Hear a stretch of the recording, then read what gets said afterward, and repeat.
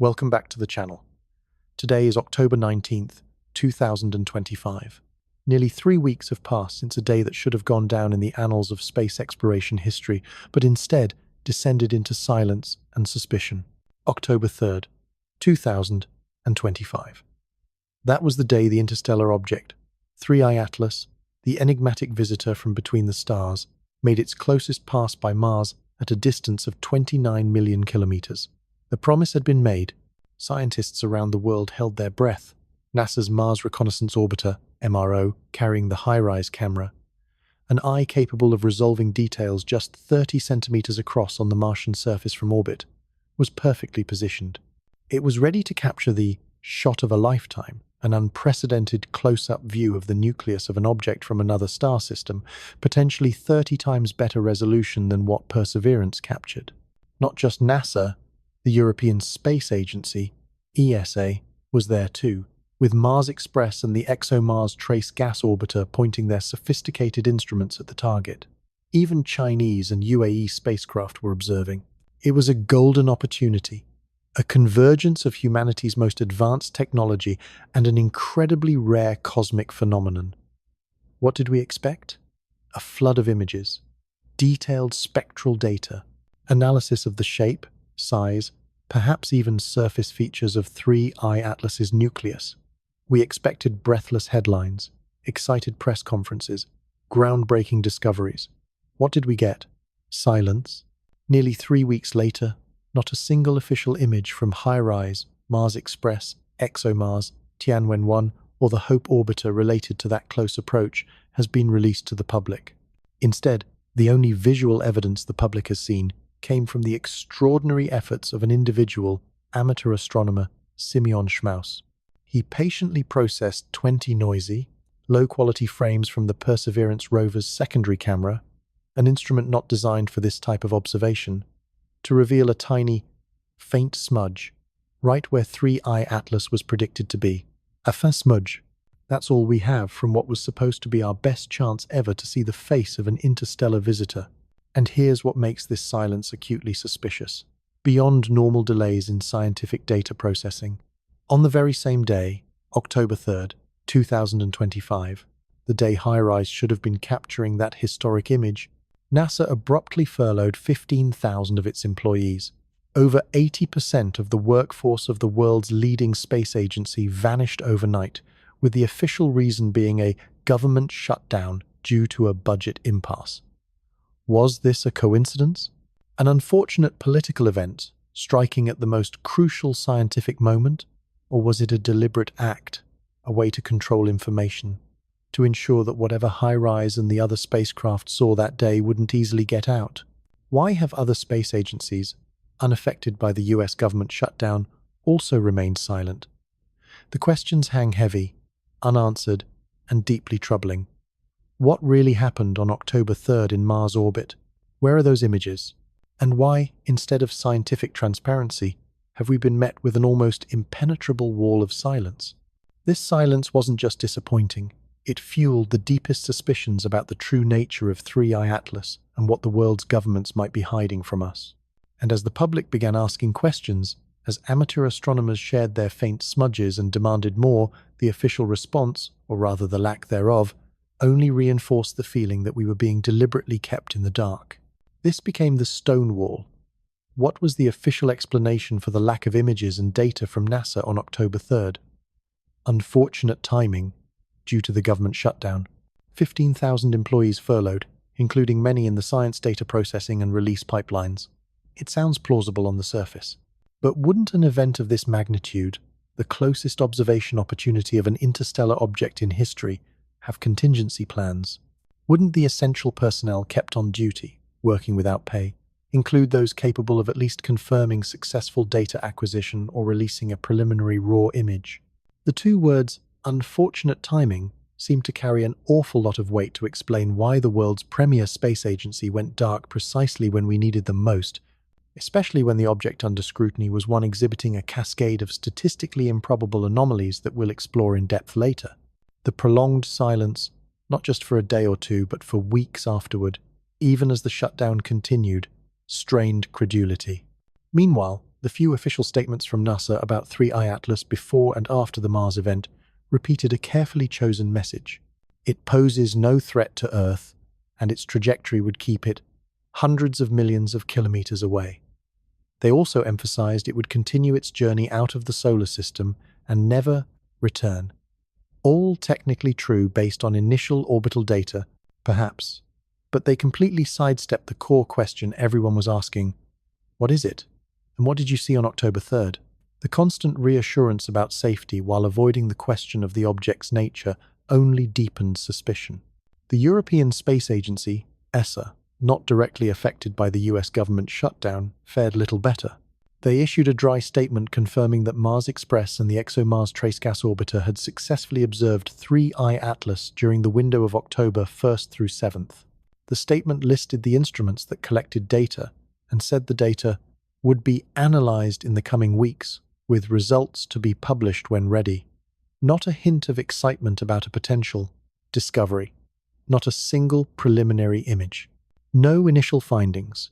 Just a procedural confirmation that observations occurred, followed by silence. Compare this to the almost immediate excitement and transparency surrounding the observations of 2I divided by Borisov in 2019. The difference was stark. This silence became even more conspicuous when the issue was raised at the highest political levels.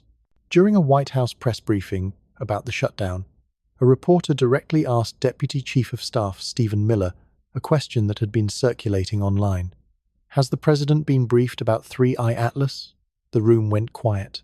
Miller paused, chose his words carefully, then pivoted, deflecting the question without a direct answer.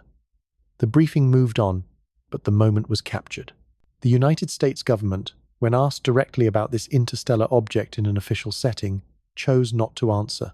This wasn't internet conspiracy anymore, it was public evasion. Into this information vacuum, Professor Avi Loeb's voice became increasingly prominent. He made the rounds on news networks, podcasts, anywhere that would listen, systematically laying out the 7 anomalies of 3I Atlas with mathematical rigor. And he relentlessly repeated the urgent plea: we need the Mars orbiter data. The high-rise images could tell us the diameter of the nucleus. They could resolve structure. They could answer the fundamental question of what we are looking at. But the requests from one of the world's leading astrophysicists seemed to fall on deaf ears. The data remained hidden. The issue even spilled over into Congress. Loeb mentioned on a podcast appearing on Newsmax with Representative Tim Burchett, a member of the House Oversight Committee, to discuss 3I Atlas and the suspicious silence surrounding it. A sitting congressman on national television talking about an interstellar visitor and potential information suppression. Clearly, this was no longer a fringe discussion. It was entering the mainstream political discourse. And yet, NASA remained silent. ESA remained silent. China and the UAE offered no information. A solid wall of silence had been erected by all the world's major space agencies, who undoubtedly collected valuable data on October 3rd. You don't need to be a conspiracy theorist to find this strange. You just need to remember how we celebrated and shared data for 2I divided by Borisov. The contrast couldn't be clearer, and it forces us to ask, what is so different about 3I Atlas that warrants this coordinated silence? Was what the spacecraft saw on October 3rd not just an unusual comet, but something that gave them pause, something requiring careful consideration, something demanding information control before revealing it to the world? That silence, combined with the growing whispers online, began to paint a disturbing picture of an object whose shape and nature might be entirely unexpected. As governments and international space agencies erected their wall of silence, human nature dictated that people would seek information elsewhere, and into that vacuum, the internet exploded. In particular, one specific rumor, one image, spread like wildfire, significantly shaping the public discourse around 3I Atlas. These were the whispers of a cylinder. Within just 48 hours of the October 3rd Mars flyby, while NASA and ESA remained mute about what they saw, an image began circulating on Twitter, now X. It was posted by an account named UFO Mania, an account known for posting content related to UFOs and anomalous phenomena. The image appeared to be a processed, high-contrast version of an elongated object against a starry background. accompanied by a shocking caption, "The newest and closest of three Eye Atlas as it passes Mars. It's not a comet. It's perfectly cylindrical." This post sent shockwaves through the online astronomy and UFO communities. Within hours, it had been shared thousands of times. The image, though its exact origin was unclear and likely heavily processed, seemed to match the approximate timing and location of 3I Atlas during the Mars flyby. More importantly, its bold claim, "perfectly cylindrical," resonated strangely with what amateur astronomers had independently begun reporting as they processed their own images, as we'll discuss in more detail in Part 2. Now, before dismissing this as just another internet conspiracy, understand what made it different in this context. This wasn't some blurry photo from an unknown backyard telescope. While the UFO mania image itself was debatable, its claim disturbingly aligned with three factors: timing and coordinate match. It appeared right after the Mars event. Alignment with other amateur reports. Others were also seeing an elongated shape. Alignment with official silence. The lack of high-resolution images from NASA and ESA created a vacuum that claims like this could easily fill and propagate within. Why did the cylinder rumor gain so much traction? A large part was the precedent set by Oumuamua. That first interstellar visitor shattered the mold for asteroid divided by comet shapes with its extreme length-to-width ratio. Oumuamua had seeded the public consciousness with the idea that interstellar objects could have bizarre, even artificial-looking shapes. So, when a third interstellar object appeared, and reports of elongation also surfaced, many were quick to connect the dots. Of course, scientists and skeptics quickly pointed out the high probability that the UFO mania image was either faked or the result of excessive image processing creating artifacts. Elongation could easily be due to tracking errors, stretching point sources into streaks, but in the atmosphere of official information scarcity, these rational explanations struggled to quell the rumors' spread. NASA's silence had inadvertently created fertile ground for conspiracy theories to bloom. However, not all information surfacing online during this period was wild speculation.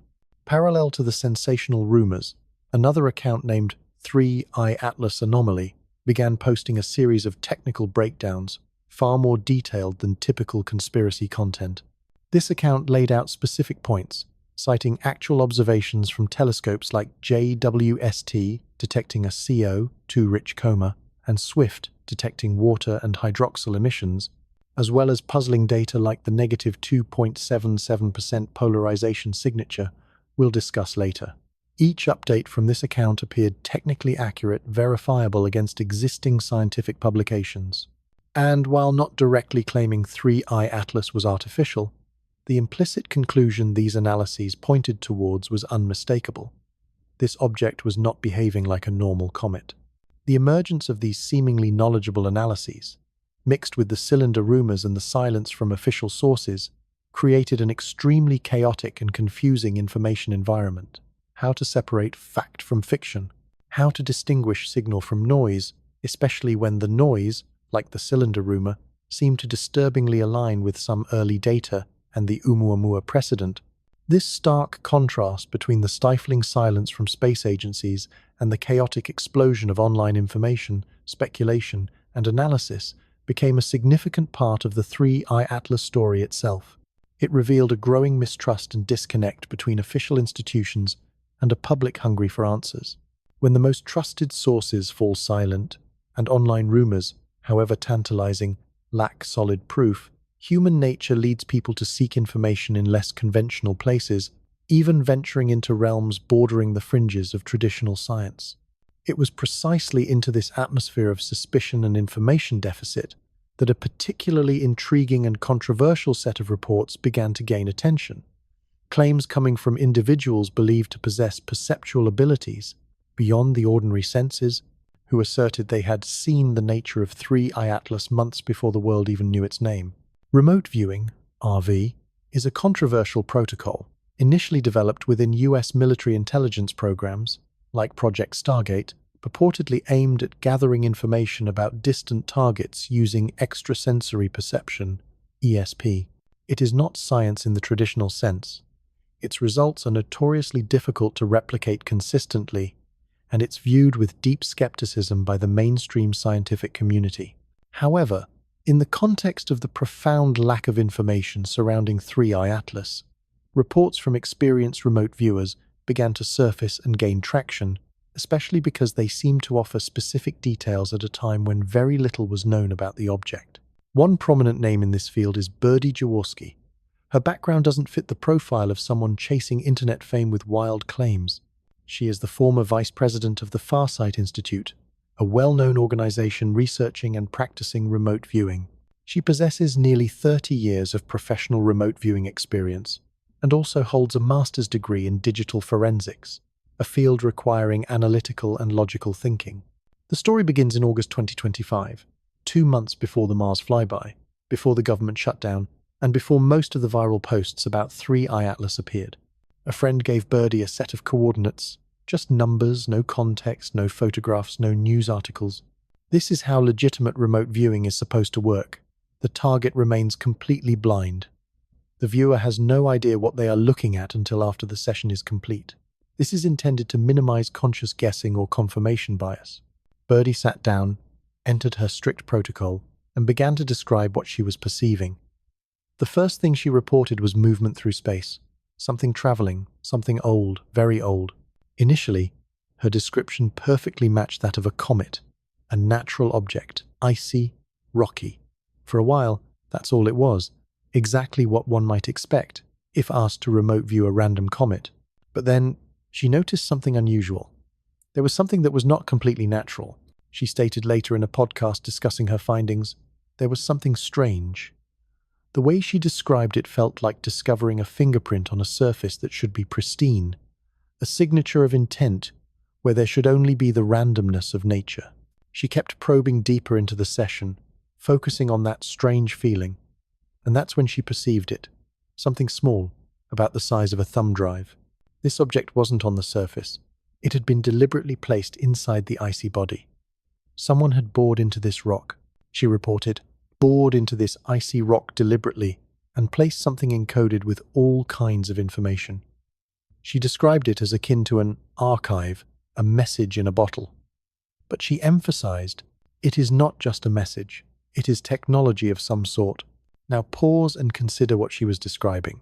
Not humanoid aliens, not a massive spacecraft, but a tiny, thumb drive-sized piece of technology, ancient beyond measure, hidden inside the core of a comet that had been traveling the galaxy for billions of years.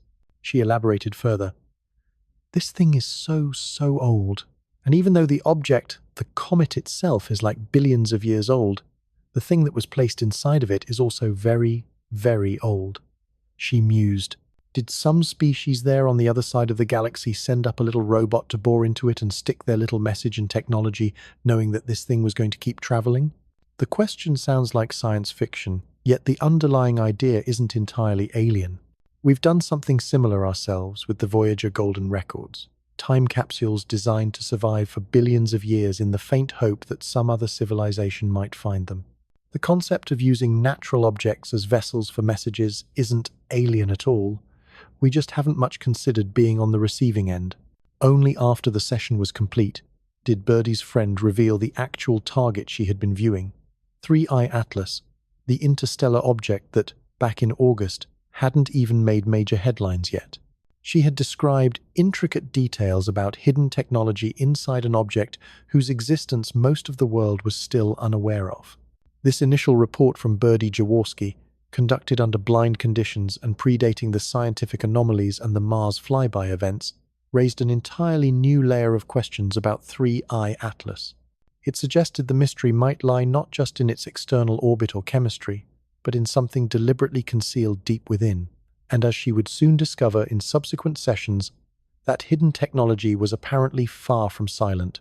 Birdie wasn't finished with just one session. Driven by the strangeness of her initial findings, she conducted 2 more deep dives, attempting to understand the nature of the thumb drive-sized object and its purpose. It was during these follow-up sessions that she discovered something even more startling, shifting the perception from a passive archive to an active device. It is also broadcasting, she reported definitively. These messages come out in pulses. She was clear about the tense. Not, it was broadcasting billions of years ago when it was placed there. But it is broadcasting, present tense, now as it traveled through our solar system. This added a layer of immediacy and potential interaction that was absent from the simple message in a bottle concept. An ancient device, hidden inside a comet, actively sending out pulsed signals? The implications became even more intriguing when, during the podcast discussion, the host mentioned astronomer Avi Loeb's recently published calculations showing that 3I Atlas arrived from the same region of the sky as the famous, unexplained WOW signal from 1977. Presented with this potential correlation after her viewing sessions describing active broadcasting, Birdie didn't hesitate. "That is super interesting," she said. "It is very possible that that is the WOW signal, while not proof." The potential link between her perception of active pulses and the most famous candidate signal for extraterrestrial intelligence ever detected added considerable weight to her claims in the eyes of those willing to consider unconventional evidence. Now, one might reasonably ask how much weight to give testimony derived from remote viewing. As stated before, it's not a conventional scientific method. It lacks easy replicability and objective verification. Skeptics dismiss it outright as pseudoscience or self-delusion. Proponents swear by its effectiveness, often citing declassified military documents about its use in intelligence gathering. The truth, as often happens with anomalous phenomena, probably lies somewhere in a complicated middle ground. But here is what makes Birdie Jaworski's account particularly worth considering in the context of the 3I Atlas mystery. She was not alone. Following the object's discovery and the growing awareness of its anomalies, even before the mainstream media focus, multiple other remote viewing groups and individuals, working entirely independently and often using different methodologies, like controlled remote viewing (CRV) or extended remote viewing (ERV), targeted 3I Atlas. They had no contact with each other. Their tasking was often kept blind, and while the specific details and symbolic interpretations varied viewer by viewer, certain core themes emerged with remarkable consistency across these independent sessions. Technology. Almost universally, viewers perceived artificiality, something manufactured, associated with the object. Deliberate placement. The sense that something artificial was inside the natural comet structure was a recurring theme, matching Birdie's report. Broadcasting divided by signaling. Many viewers reported perceiving emissions, signals, pulses, or some form of active communication emanating from the object. Non-human intelligence, NHI. A strong sense of association with intelligent non-human entities was frequently reported, though descriptions varied wildly. Masking divided by stealth. Several viewers reported a sensation of the object being deliberately masked, cloaked, or actively trying to avoid full detection or scrutiny, as if it didn't want its true nature to be easily seen. Signatures divided by markings. The idea reported by one group of graffiti, or signatures, that someone or something had signed the object or the technology within, appeared in different forms across sessions. Beyond these core technical descriptions, some sessions produced more disturbing or high strangeness elements, often harder to interpret, but still showing cross-session consistency. References to phenomena sometimes associated with ufology, like crop circles and advanced spherical craft, appeared. More ominously, terms like hybrid warfare and invisible war surfaced in relation to the object's potential purpose or effect. Perhaps most unsettling was the recurring phrase, brain scanning technologies, appearing in multiple independent reports. This suggested that whatever intelligence was associated with 3I Atlas, it might possess the capability to directly interface with or influence biological consciousness, potentially inciting mass hysteria, implanting thoughts, or as some viewers reported, feeling directly, performing reconnaissance on the observers themselves. One report even mentioned specific technical-sounding details like special access, extraction points, a timetable, sounding less like a mystical impression and more like fragments of an intercepted intelligence briefing. Again, does any of this prove 3I Atlas is anything other than an unusual comet? Absolutely not. Remote viewing, even at its most rigorous, remains in the realm of anomalous cognition, not hard science. These are subjective impressions, filtered through the complex lens of human consciousness, not objective measurements. But the consistency is hard to ignore. When multiple trained individuals, working under blind conditions with no communication, independently report perceiving the same fundamental characteristics, hidden technology, active broadcasting, intelligent association, deliberate masking, it warrants attention, especially when these unconventional reports align so eerily with the physical anomalies, like the nickel pulsing or the WOW signal link, that conventional science was beginning to detect, and perhaps even more so when considered against the backdrop of official silence and obfuscation following the Mars flyby. Could it be that the images captured on October 3rd showed something that didn't just look like a cylinder, but perhaps confirmed some aspect of these deeply unsettling remote viewing descriptions? Could the governments be reacting not just to an anomalous object, but to the possibility of active, intelligent, and potentially intrusive technology hiding within it? The question hangs heavy, linking the unconventional data stream of remote viewing directly back to the very real wall of silence we encountered after Mars. This raises another critical question. Is this level of secrecy, this apparent coordinated blackout of information surrounding 3I Atlas, unprecedented? Or does it fit a pattern we've seen before when governments confront phenomena they cannot explain or control?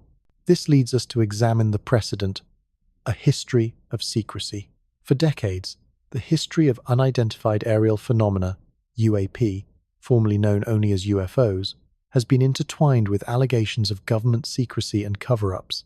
While often dismissed as conspiracy theories, the sheer volume and consistency of reports, particularly from credible military and aviation sources, have fueled persistent questions about what authorities might know but aren't telling the public. Think back to iconic cases like Roswell in 1947. Initial reports spoke of a crashed, flying disc, quickly retracted and replaced with the infamous weather balloon explanation. Despite numerous witness accounts suggesting something far more extraordinary, the official narrative held firm for decades, becoming a cornerstone of UFO mythology and government distrust. Or consider the Rendlesham Forest incident in the UK in 1980, where US Air Force personnel stationed at RAF Bentwaters reported close encounters with structured, maneuvering craft emitting beams of light over several nights. Despite official reports filed by high-ranking officers, the Ministry of Defense initially downplayed the event, contributing to years of speculation and investigation by private researchers. The historical pattern often involved a combination of tactics: outright denial, official ridicule of witnesses, releasing explanations that seemed inadequate or contradictory, like weather balloons or swamp gas, and the classification of potentially revealing data under the blanket of national security. The goal, critics argue, was less about protecting secrets from foreign adversaries and more about preventing public panic or managing the profound ontological shock that confirmation of non-human intelligence might trigger. In recent years, there appeared to be a shift. The US Pentagon officially released now-famous Navy videos showing UAP encounters, like the Tic Tac and gimbal footage. Congress held hearings. The All-Domain Anomaly Resolution Office, AARO, was established, tasked with investigating UAP reports from military personnel. On the surface, it seemed like an era of greater transparency might be dawning. The government acknowledged something was in our skies that couldn't be easily identified. Yet, contrast this apparent, albeit limited, move towards UAP transparency with the absolute deafening silence surrounding 3I Atlas after the Mars flyby. While AARO publicly discusses years-old videos and compiles reports on ambiguous sightings, NASA, ESA, and other global space agencies refuse to release potentially groundbreaking, high-resolution imagery of a known, tracked, interstellar object exhibiting multiple scientific anomalies, captured just weeks ago. Why the disparity? One unsettling possibility is that the recent UAP disclosure efforts were, in themselves, a form of narrative management, releasing carefully selected, older data to satisfy public curiosity while maintaining control over potentially more significant current events. Perhaps the established protocols for dealing with truly inexplicable or potentially threatening phenomena, the protocols honed over decades since Roswell, remain firmly in place, overriding any superficial attempts at transparency. Remember the words of UFO journalist Jon Stewart, mentioned earlier? The agencies call it protocol. I call it imminent. Could the reaction to three Frestons, the shutdown coinciding with the flyby, the withholding of data, the official deflection, simply be the activation of that long-standing protocol? When viewed through the lens of this troubled history, the silence surrounding 3I Atlas looks less like bureaucratic delay or scientific caution, and more like a deliberate, practiced response. It suggests that whatever was seen on October 3rd might fall into that category of phenomena deemed too sensitive, too disruptive, or perhaps too alarming for public disclosure, triggering an immediate lockdown of information across multiple agencies and potentially even nations. This historical pattern of secrecy doesn't prove anything definitive about 3I Atlas itself, but it provides a crucial context for understanding the official non-response, hinting that the magnitude of the event might be far greater than we're being told. And as the object itself now retreats from view, slipping behind the glare of the sun, this period of forced observational blindness becomes even more unnerving, as if the object itself is hiding in plain sight. Astronomically, what's happening is straightforward and predictable: solar conjunction. As 3I Atlas continues on its trajectory, and Earth continues in its own orbit, from our perspective, the object is now moving into the region of the sky directly behind the Sunday. The sun's overwhelming brightness makes it completely impossible for any Earth-based telescope, or even space telescopes like Hubble or JWST operating near Earth, to observe the faint light reflected off 3I Atlas. It's effectively swallowed by the glare. This period of observational blackout began shortly after the Mars flyby and will last until early December 2025. That's roughly 3 months where our primary means of tracking and characterizing this object are completely offline. 3 months of waiting. 3 months of blindness. During this time, 3I Atlas continues its journey, unseen by us. And here's the crucial, perhaps unnervingly convenient, timing. The most significant event in 3I Atlas's passage through our inner solar system occurs precisely during this blackout window. Perihelion, its closest approach to the Sun, is scheduled for October 29th, 2025.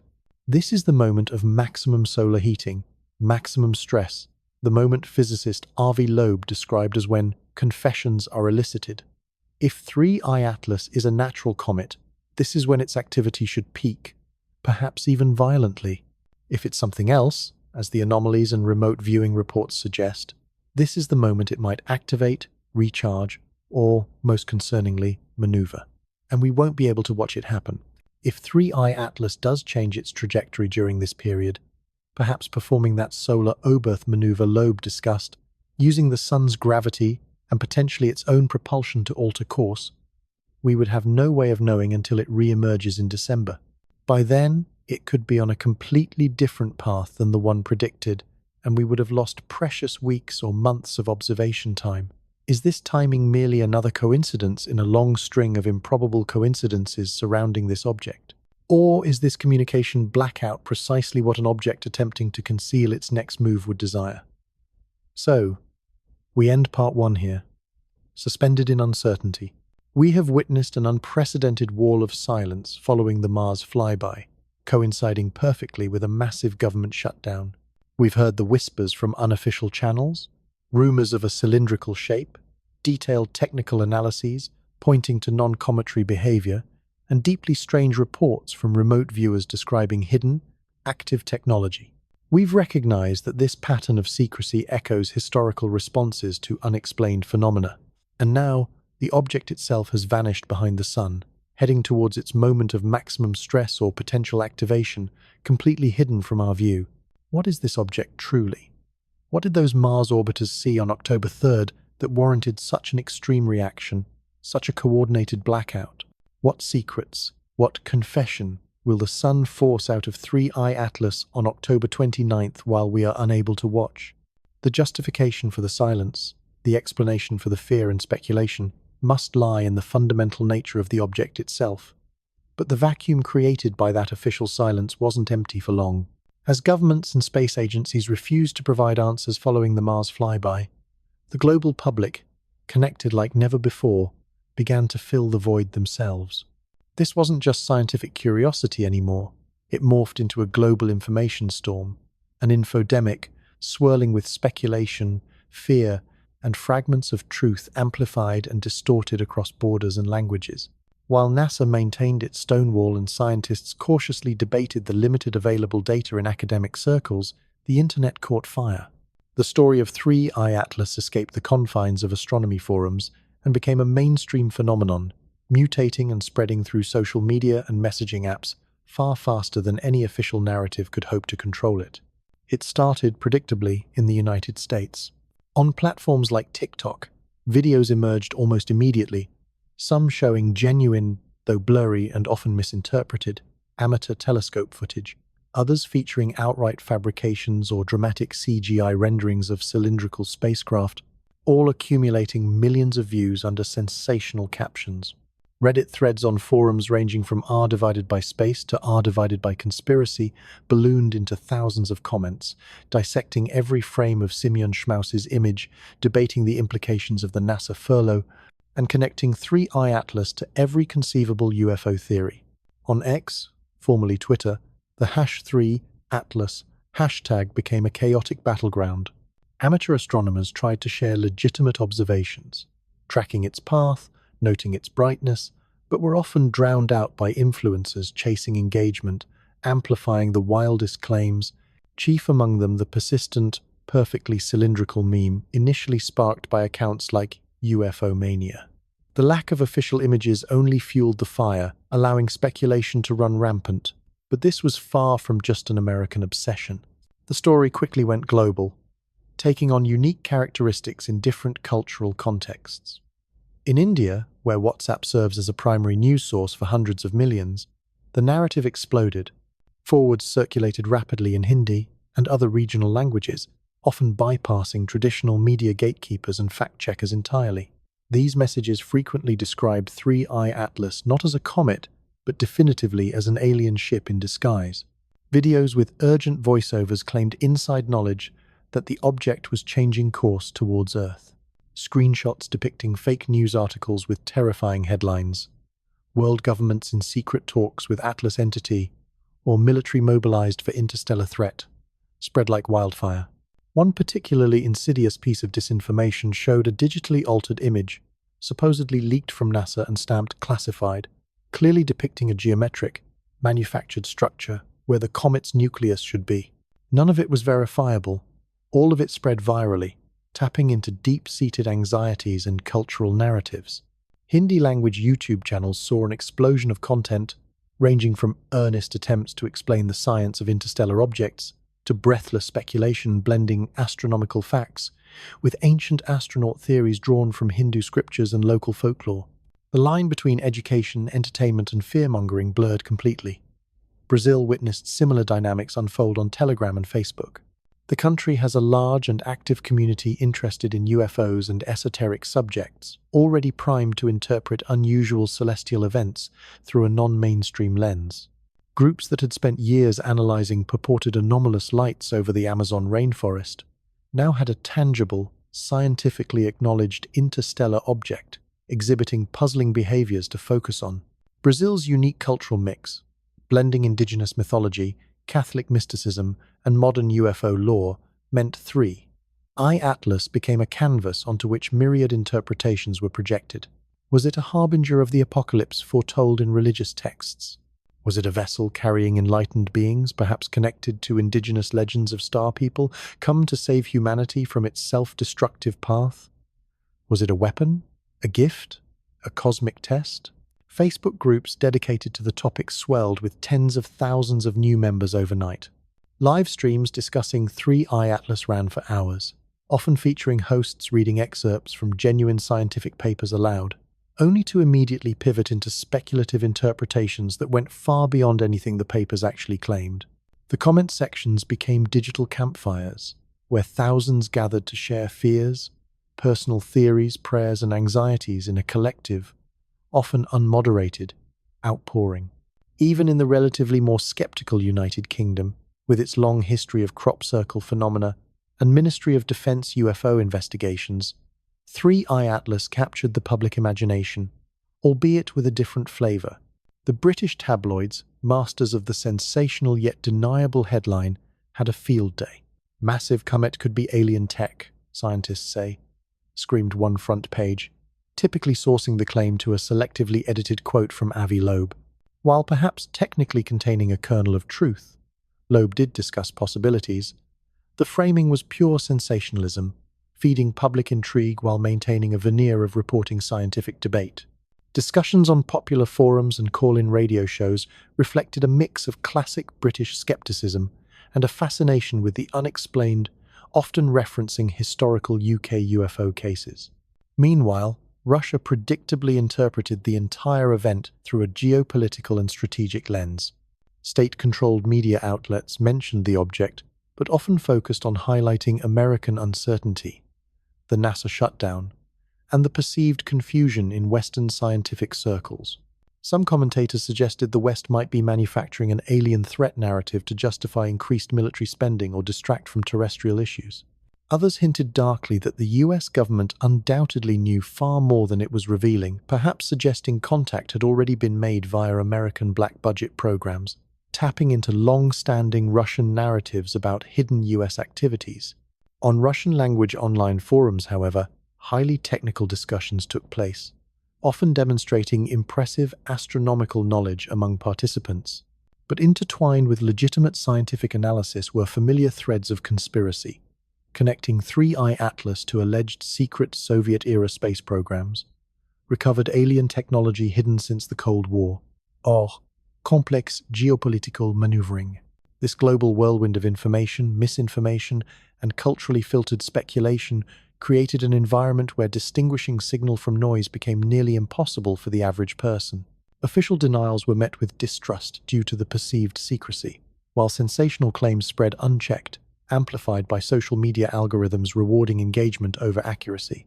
It was into this fertile ground of uncertainty and fear that specific, targeted pieces of disinformation, like the fake Mikio Kaku quote, could take root and significantly shape public perception, pushing the narrative further away from scientific inquiry and towards alarm.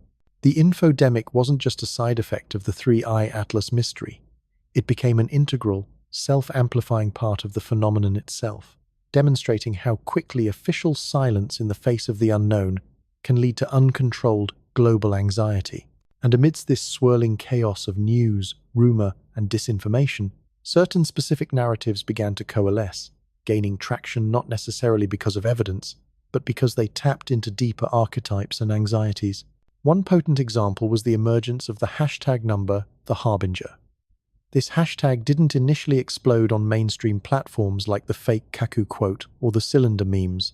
Instead, it started bubbling up within more specific online communities, those dedicated to esoteric topics, prophecy, ancient mysteries, and those obsessively tracking every scrap of information related to 3I Atlas.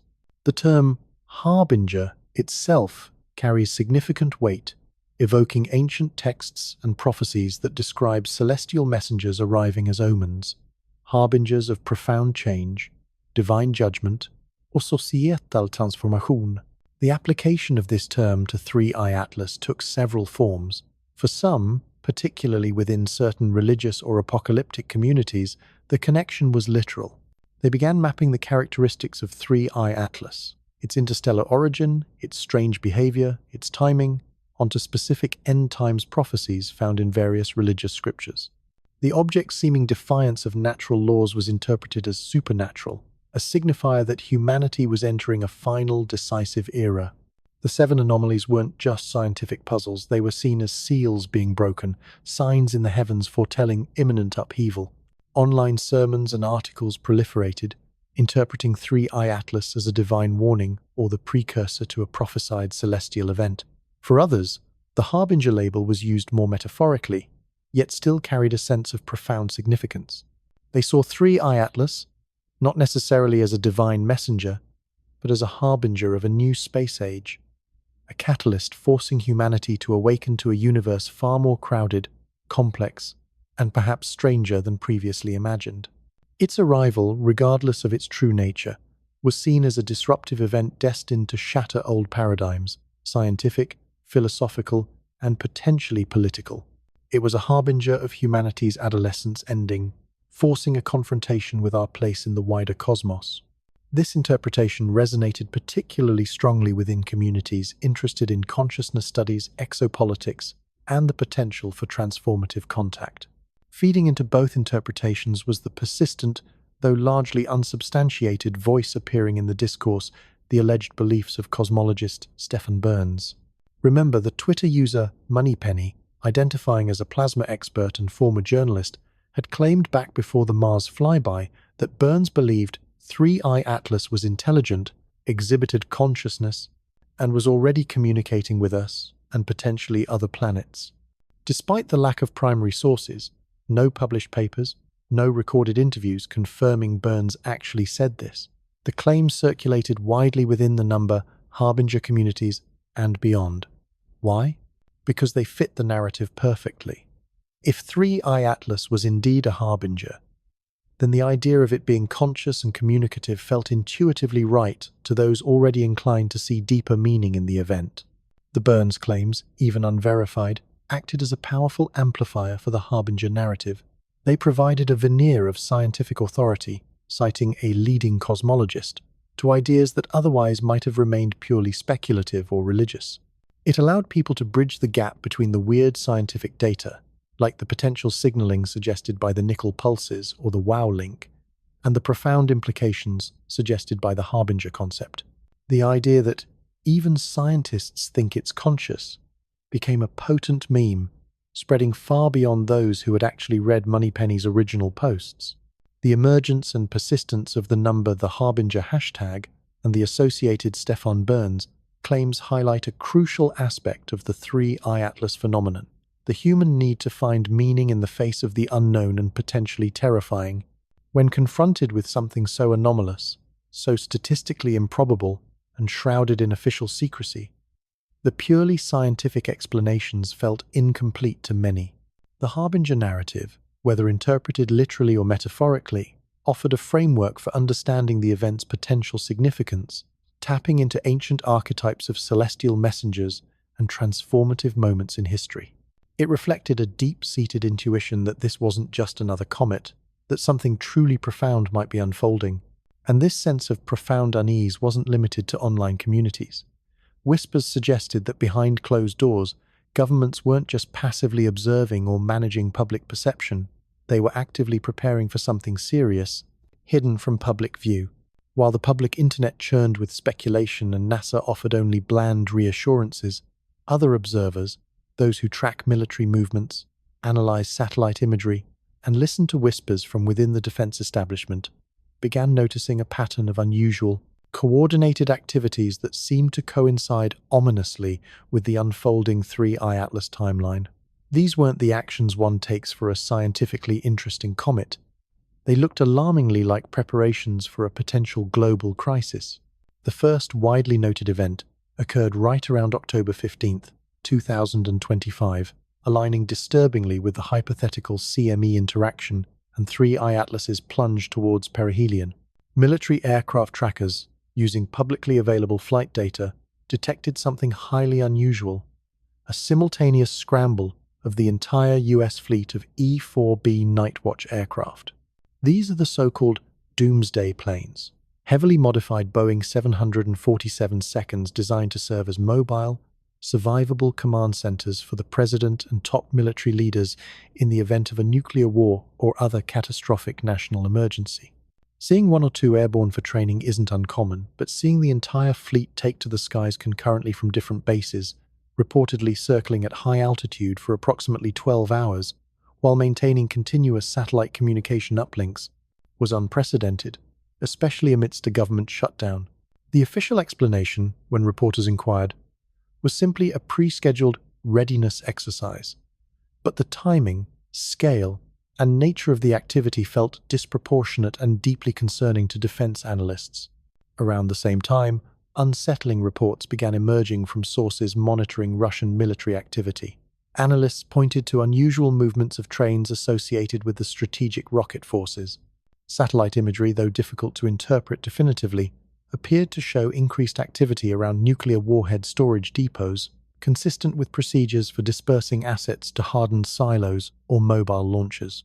Again, the official explanation offered was routine infrastructure modernization or previously scheduled exercises, but occurring concurrently with the US Doomsday plane scramble and the heightened global focus on 3I Atlas.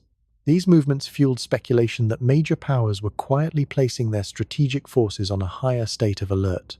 Perhaps most chillingly, local reports and anecdotal accounts began surfacing from areas near known underground government bunkers in the United States, particularly facilities like Cheyenne Mountain in Colorado, a Cold War-era command center hardened against nuclear attack. Witnesses described unusual levels of traffic involving unmarked semi-trailer trucks, often moving under cover of darkness. Crucially, the activity seemed focused on delivering massive quantities of supplies, equipment, and possibly personnel into the facilities, not out. It suggested these deep underground shelters, designed for continuity of government during the worst imaginable scenarios, were being stocked and potentially activated. Why reactivate Cold War bunkers for a comet? Taken together, these disparate reports, scrambled command planes, nuclear asset movements, bunker activations, paint a picture inconsistent with the official narrative of a harmless, distant comet. You don't trigger these kinds of strategic-level preparations, involving immense logistical effort and cost, unless you perceive a potential existential threat.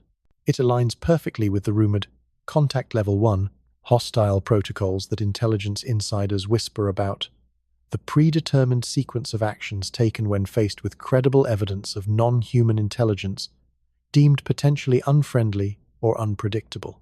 As journalist Jon Stewart had cryptically warned, the agencies call it protocol, I call it imminent. Was this the protocol in action? Were governments, despite their public silence, secretly preparing for a scenario they couldn't risk revealing, a scenario where 3I Atlas represented something far more dangerous than a scientific curiosity? The actions seemed to speak louder than the official silence, hinting at a hidden layer of profound governmental concern. But this concern, according to further whispers and leaks, perhaps extended beyond purely military or scientific realms, reaching into halls of power far older and traditionally more secretive, the Vatican.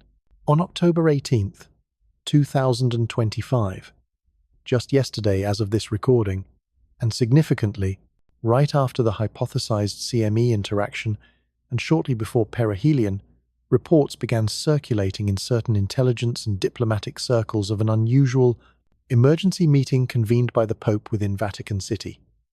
This wasn't a standard gathering of cardinals or a public audience. The attendees were said to be highly specific and deeply intriguing.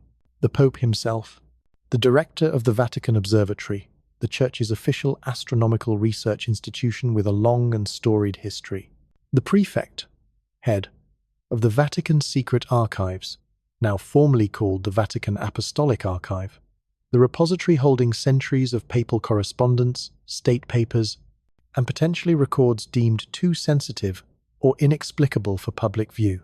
And the most unexpected attendee, the Director General of the European Space Agency, ES. The presence of the ESA Director General at such a high-level, secretive Vatican meeting immediately raised red flags. Why would the head of Europe's primary space agency, an entity focused on science and technology, be summoned to a closed-door session involving the Pope, the chief astronomer, and the keeper of the Church's most hidden historical records, especially at this exact moment in the 3I Atlas timeline? What possible intersection could there be between ESA's current space observations and the Vatican's ancient archives? The inescapable implication, fueled by the other anomalies and the military preparations, was that the concern surrounding 3I Atlas might transcend contemporary science and national security. It hinted at a historical or even theological dimension.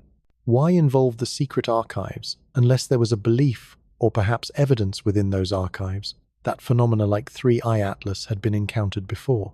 Did the Vatican possess records, observations, or interpretations from previous centuries describing celestial events that mirror the current situation? The Vatican Observatory, while conducting legitimate modern astronomical research, also historically served as the Church's eyes on the heavens, tasked partly with understanding cosmic events within a theological framework. The secret archives contain records spanning nearly 2 millennia. It's not entirely implausible that within those millions of documents lie accounts of past encounters with unexplained celestial objects, stars that moved, signs in the heavens, perhaps interpreted in their time as divine portents, miracles, or demonic manifestations, but which might, in the light of modern knowledge about 3I Atlas, be re-examined. Could the October 18th meeting have been convened to discuss exactly that? Was ESA presenting current, perhaps alarming, observational data, maybe preliminary findings from SOLO or other assets, that resonated disturbingly with specific historical records held by the Vatican? Was the Church, with its unique long-term perspective and archival depth, being consulted not just as a global moral authority, but as a potential repository of crucial historical context for an event that might not be entirely unprecedented? The very involvement of the Vatican Apostolic Archive in that hypothetical October 18th meeting compels us to look beyond the immediate scientific data and consider the unsettling possibility that humanity's history might already contain echoes of encounters with phenomena like 3I Atlas. These wouldn't be scientific reports, of course, but accounts filtered through the understanding and language of their time, perhaps preserved in archives precisely because they were deemed significant, even if inexplicable. For centuries, across cultures and continents, stories have persisted of strange objects in the sky, objects that didn't behave like known celestial bodies. While often dismissed as misinterpretations of natural events, like comets, meteors, atmospheric phenomena, or relegated to the realm of mythology, the sheer consistency of certain descriptions warrants a closer look, especially now. Could some of these ancient accounts be actual observations of technological objects interpreted through the lens of their time? Consider just one specific, intriguing example, reportedly held within the very Vatican archives discussed. A manuscript dating back to the 16th century is said to describe a terrifying celestial event witnessed over the city of Rome. It speaks not of a typical comet with a fuzzy head and long tail, but of a fire dragon, Draco ignis perhaps in the original Latin, that appeared in the heavens. The description, according to those who claim knowledge of the text, is remarkably specific. The object was shaped like a pillar, forma columnae, explicitly noting it had no tail, sine corda, and crucially, that it emitted a cold light, lucem frigidam. Let's dissect those details in the context of 3I Atlas. Shaped like a pillar resonates disturbingly with the persistent reports, originating from both amateur astronomers and the UFO mania leak of a cylindrical or elongated form. No tail aligns perfectly with the initial observations that, while 3I Atlas was clearly active and possessed a coma, it lacked a prominent, classical cometary tail pointing away from the sun, instead exhibiting the anomalous sunward sunglow and cold light, while subjective and potentially symbolic, is intriguing. Could it be a pre-scientific attempt to describe light that wasn't yellowish like fire or the sun, perhaps appearing predominantly in the bluer or even ultraviolet end of the spectrum, consistent with some instrument readings of 3I Atlas? Or maybe it described a light source that simply didn't seem to radiate heat in the way observers expected. But the 16th century account reportedly doesn't stop with the physical description. It allegedly goes on to detail the consequences of the object's prolonged appearance. It stayed visible for 3 months.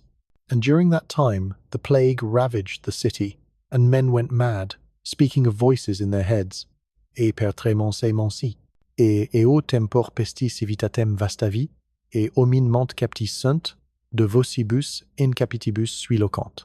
While directly attributing a historical plague outbreak to a celestial object is almost certainly a post hoc correlation, reflecting the era's understanding of omens and divine displeasure, the specific mention of widespread madness and people hearing voices in their heads is profoundly unsettling. It echoes, with chilling precision, the modern remote viewing reports we discussed earlier, which repeatedly mentioned brain scanning technologies, and suggested 3I Atlas might possess the capability to influence consciousness, induce hallucinations, or incite mass hysteria. Could this 16th century account be a historical record, interpreted through the framework of demonic influence or divine madness, of the same kind of potentially psychoactive or neurological effects reported by modern anomalous cognition practitioners studying 3I Atlas? Again, this single manuscript, even if accurately reported, doesn't constitute definitive proof. Historical texts are notoriously difficult to interpret accurately across centuries, subject to linguistic drift, cultural bias, religious framing, copyist errors, and outright embellishment. We must be cautious about drawing direct lines. However, the specificity of the parallels, the pillar shape, the lack of a tail, the unusual light, and particularly the associated psychological disturbances, provides a startling, if circumstantial, resonance with the collection of anomalies and unconventional reports surrounding 3I Atlas. It forces us to ask, are we witnessing something entirely new and unprecedented in October 2025, or are we perhaps re-encountering something ancient, something that has visited before, leaving behind fragmented, fearful, and mythologized memories encoded in our oldest and most closely guarded records? This account from Rome, if genuine, suggests the latter, and it is far from the only potential historical echo hinting that strangely shaped objects descending from the heavens might be a recurring, if poorly understood, motif in the human story. Looking beyond European archives, similar descriptions surface in vastly different cultures and epochs. Travel across the Atlantic and back in time to the Mayan civilization of Mesoamerica. Their feathered serpent god, Kukulkan, or Quetzalcoatl to the Aztecs, was a central figure credited with bringing knowledge, civilization, and calendrical systems. While often depicted as a serpent, examination of older glyphs and foundational myths reveals a different origin story. Some interpretations suggest the earliest accounts describe Kukulkan arriving not as a biological creature, but within, or as a smoking tube or serpent of smoke that descended from the stars, specifically mentioning a connection to the Pleiades star cluster. Again, we see the imagery of a tube-like or cylindrical object associated with a powerful, transformative entity arriving from the cosmos. Was this merely symbolic, or a mythologized description of a witnessed event involving a craft? Go even further back, to the dawn of civilization in ancient Sumeria. Their cuneiform texts provide some of the oldest written records we possess, detailing complex myths about their gods, the Anunnaki, who supposedly came down from the heavens. The texts often mention a homeworld, Nibiru. While popularly conceived as a rogue planet, look closely at the actual Sumerian symbol often associated with Nibiru or the Anunnaki's arrival. It's frequently depicted not as a simple orb or star, but as a winged disk or, in some interpretations, a winged cylinder. Visual: Sumerian cylinder seal or glyph showing winged disk divided by cylinder. Once more, the motif of a cylindrical or elongated object, associated with powerful beings descending from the sky and influencing human affairs, appears in the iconography of a foundational civilization. These are just a few prominent examples. Similar threads can be found woven throughout global mythology and ancient records if one looks for them. Consider the biblical descriptions of Ezekiel's wheel, a complex, multi-layered object descending from the sky with fire and light. Or the ancient Indian texts, the Vedas and Mahabharata, which contain detailed descriptions of flying machines called vimanas, sometimes described with specific shapes and capabilities that sound remarkably technological. Of course, interpreting ancient myths and religious texts as literal accounts of technological encounters is fraught with difficulty and prone to misinterpretation. These stories are layered with symbolism, allegory, and cultural context that we can only partially grasp today. Attributing every strange description to an alien spacecraft risks oversimplifying complex belief systems.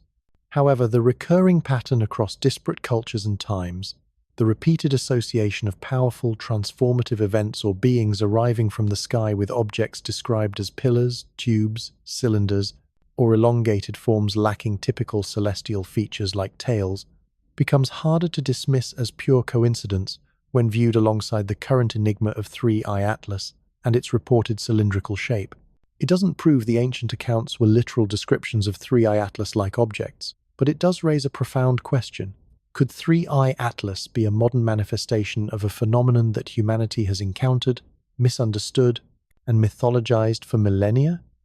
Are we simply the first generation equipped with the scientific tools to potentially recognize it for what it might actually be, stripped bare of divine or demonic interpretations? The consistency of these ancient echoes, however faint, adds another layer to the argument that something profoundly strange, and perhaps deeply connected to our own past, is currently unfolding in our solar system. This naturally leads to the question of how we should interpret these myths in light of the current events. Attempting to interpret ancient myths and religious texts as literal records of extraterrestrial encounters is a field fraught with speculation and often dismissed by mainstream academia as pseudoscience, the realm of ancient astronaut theory. Proponents argue that descriptions of gods descending from the heavens in fiery chariots, imparting knowledge, or engaging in celestial battles might be pre-scientific attempts to describe encounters with advanced technology. Skeptics rightly counter that these interpretations often ignore cultural context, symbolic language, and the rich tapestry of human imagination that gives rise to mythology. However, the arrival of 3I Atlas, an object exhibiting multiple scientifically verified anomalies that defy easy natural explanation, forces a re-evaluation, however cautious. If an object that looks potentially artificial, cylindrical reports, behaves strangely, anomalies 1 to 7, and possibly originates from the direction of a potential ET signal, wow, is currently in our solar system, does it lend slightly more credence to the idea that similar objects might have visited before, leaving distorted accounts in our oldest stories? We are not endorsing the wilder claims of ancient astronaut theorists here, but acknowledging that the possibility of past contact, once relegated entirely to fringe speculation, takes on a new, unsettling resonance in the face of 3I Atlas. Let's revisit the cryptic warning posted by UFO investigator John Stewart, which gained traction alongside the Harbinger tag. If 3I Atlas activates ancient texts warn, the sky will burn with knowing light, and the world will forget its reflection. Seen through the lens of mythology and potential past contact, these phrases become disturbingly evocative. Ancient texts warn. This directly references the idea that historical records contain warnings or descriptions relevant to the current event, echoing our discussion of the Roman, Mayan, and Sumerian accounts. The sky will burn with knowing light. Is this just poetic language for a celestial event? Or could knowing light refer to the transmission of information, perhaps the very signal, the Atlas Sigil, that cryptographers are allegedly attempting to decode? A signal carrying knowledge, instructions, or perhaps a transformative code? Myths are replete with gods bestowing knowledge, often at a cost, or divine light causing revelation or blindness. The world will forget its reflection. This is perhaps the most enigmatic phrase. Could it imply a fundamental shift in human self-perception, a loss of our old identity upon confronting incontrovertible evidence of non-human intelligence, especially if that intelligence played a role in our origins, as suggested by Anunnaki myths? Or could it hint at a more literal, perhaps technological, alteration of consciousness, echoing the remote viewer's brain-scanning concerns and the 16th century account of madness? If we entertain the possibility, however remote, that 3I Atlas is related to the beings or phenomena described as Anunnaki, Kukulkan, or the fire dragon, the implications become profoundly theological and existential. It challenges the foundations of modern religions by potentially revealing their origins in misinterpreted technological encounters. It forces humanity to reconsider its place in the universe, not as the pinnacle of creation, but perhaps as a subject, an experiment, or simply one civilization among many older, more powerful ones. Are these returning gods, benevolent creators, indifferent observers, or something more akin to cosmic landlords coming to collect rent? The myths themselves offer conflicting portrayals, gods as givers of wisdom, but also as bringers of floods, plagues, and destruction. This interpretation, linking a current astronomical anomaly to the deepest strata of human myth and religion, elevates the 3I Atlas event beyond a purely scientific puzzle or even a national security concern. It frames it as a potential encounter with the foundational elements of our own history and belief systems, forcing a confrontation with questions about who we are and where we came from. It is perhaps this profound, potentially destabilizing aspect, the challenge to established religious and historical narratives, that contributes most significantly to the extreme caution and secrecy exhibited by institutions like the Vatican, and potentially explains the depth of the wider governmental stonewall. An anomalous comet is one thing. The potential return of the Anunnaki is quite another. And managing the geopolitical fallout of such a revelation, regardless of its truth, would be an unprecedented challenge. This brings us squarely into the complex realm of geopolitics. Because while the public grapples with information overload and historical echoes, and scientists debate limited data behind the scenes, the appearance of 3I Atlas, especially given the secrecy and potential technological implications, inevitably becomes a factor in the high-stakes game of international relations. Regardless of whether world leaders truly believe 3I Atlas is alien technology or returning gods, the sheer possibility, combined with its scientifically confirmed anomalies and the obvious information control being exercised, creates a situation ripe for strategic calculation, mistrust, and maneuvering among major powers. Each nation likely views the event through the lens of its own interests and anxieties. For the United States, the pattern we've observed, the immediate shutdown coinciding with the Mars flyby, the withholding of high-rise data, the activation of continuity of government protocols like the doomsday planes and bunkers, suggests a primary focus on potential threat assessment and information containment. Maintaining technological and military superiority is paramount. If 3I Atlas is advanced technology, the US would likely prioritize understanding it, potentially capturing or communicating with it, and above all, preventing adversaries from gaining an advantage. The secrecy could be aimed as much at rival nations as at its own public. The exemption of the Artemis program from the shutdown underscores this competitive mindset. Even amidst a potential existential event, the race to the moon against China remains a top priority, a race that the appearance of potentially superior alien technology profoundly complicates. Is the US operating from a position of knowledge, based on the withheld Mars data, or fear? China, in contrast, presents a public image of steady, methodical progress in space. While officially silent on 3I Atlas beyond perhaps acknowledging its scientific discovery, Beijing is likely conducting its own intensive observations using its assets, like Tianwen-1 at Mars, and intelligence gathering. How might China perceive the situation? Perhaps as an unparalleled opportunity. If the US appears confused, secretive, or hampered by internal political chaos, like the shutdown, China might see a chance to seize leadership, either scientifically, by being more forthcoming with data, if advantageous, or strategically, by attempting unilateral contact or analysis if they suspect technology. Their ambitious space program, Tianwen-2 sampling Kamoa-Lewa, planning for Mars sample return, demonstrates long-term vision. Might they view 3I Atlas as a potential shortcut, a source of revolutionary knowledge or technology if handled correctly? Their strategic calculus would likely involve assessing US actions and vulnerabilities while pursuing their own independent path. Russia, as suggested by its state media narratives, likely views the 3I Atlas event through the prism of great power competition and skepticism towards US motives. Highlighting American panic, the shutdown, or hinting at hidden US knowledge, serves Moscow's broader geopolitical goals. Were their reported nuclear readiness adjustments merely coincidental exercises, or a form of strategic signaling, demonstrating strength and resolve during a moment of global uncertainty potentially triggered by the object?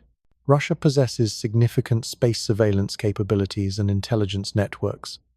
They would undoubtedly be dedicating resources to gathering their own information on 3I Atlas, perhaps wary of both the object itself and any potential technological leap the US might gain from it.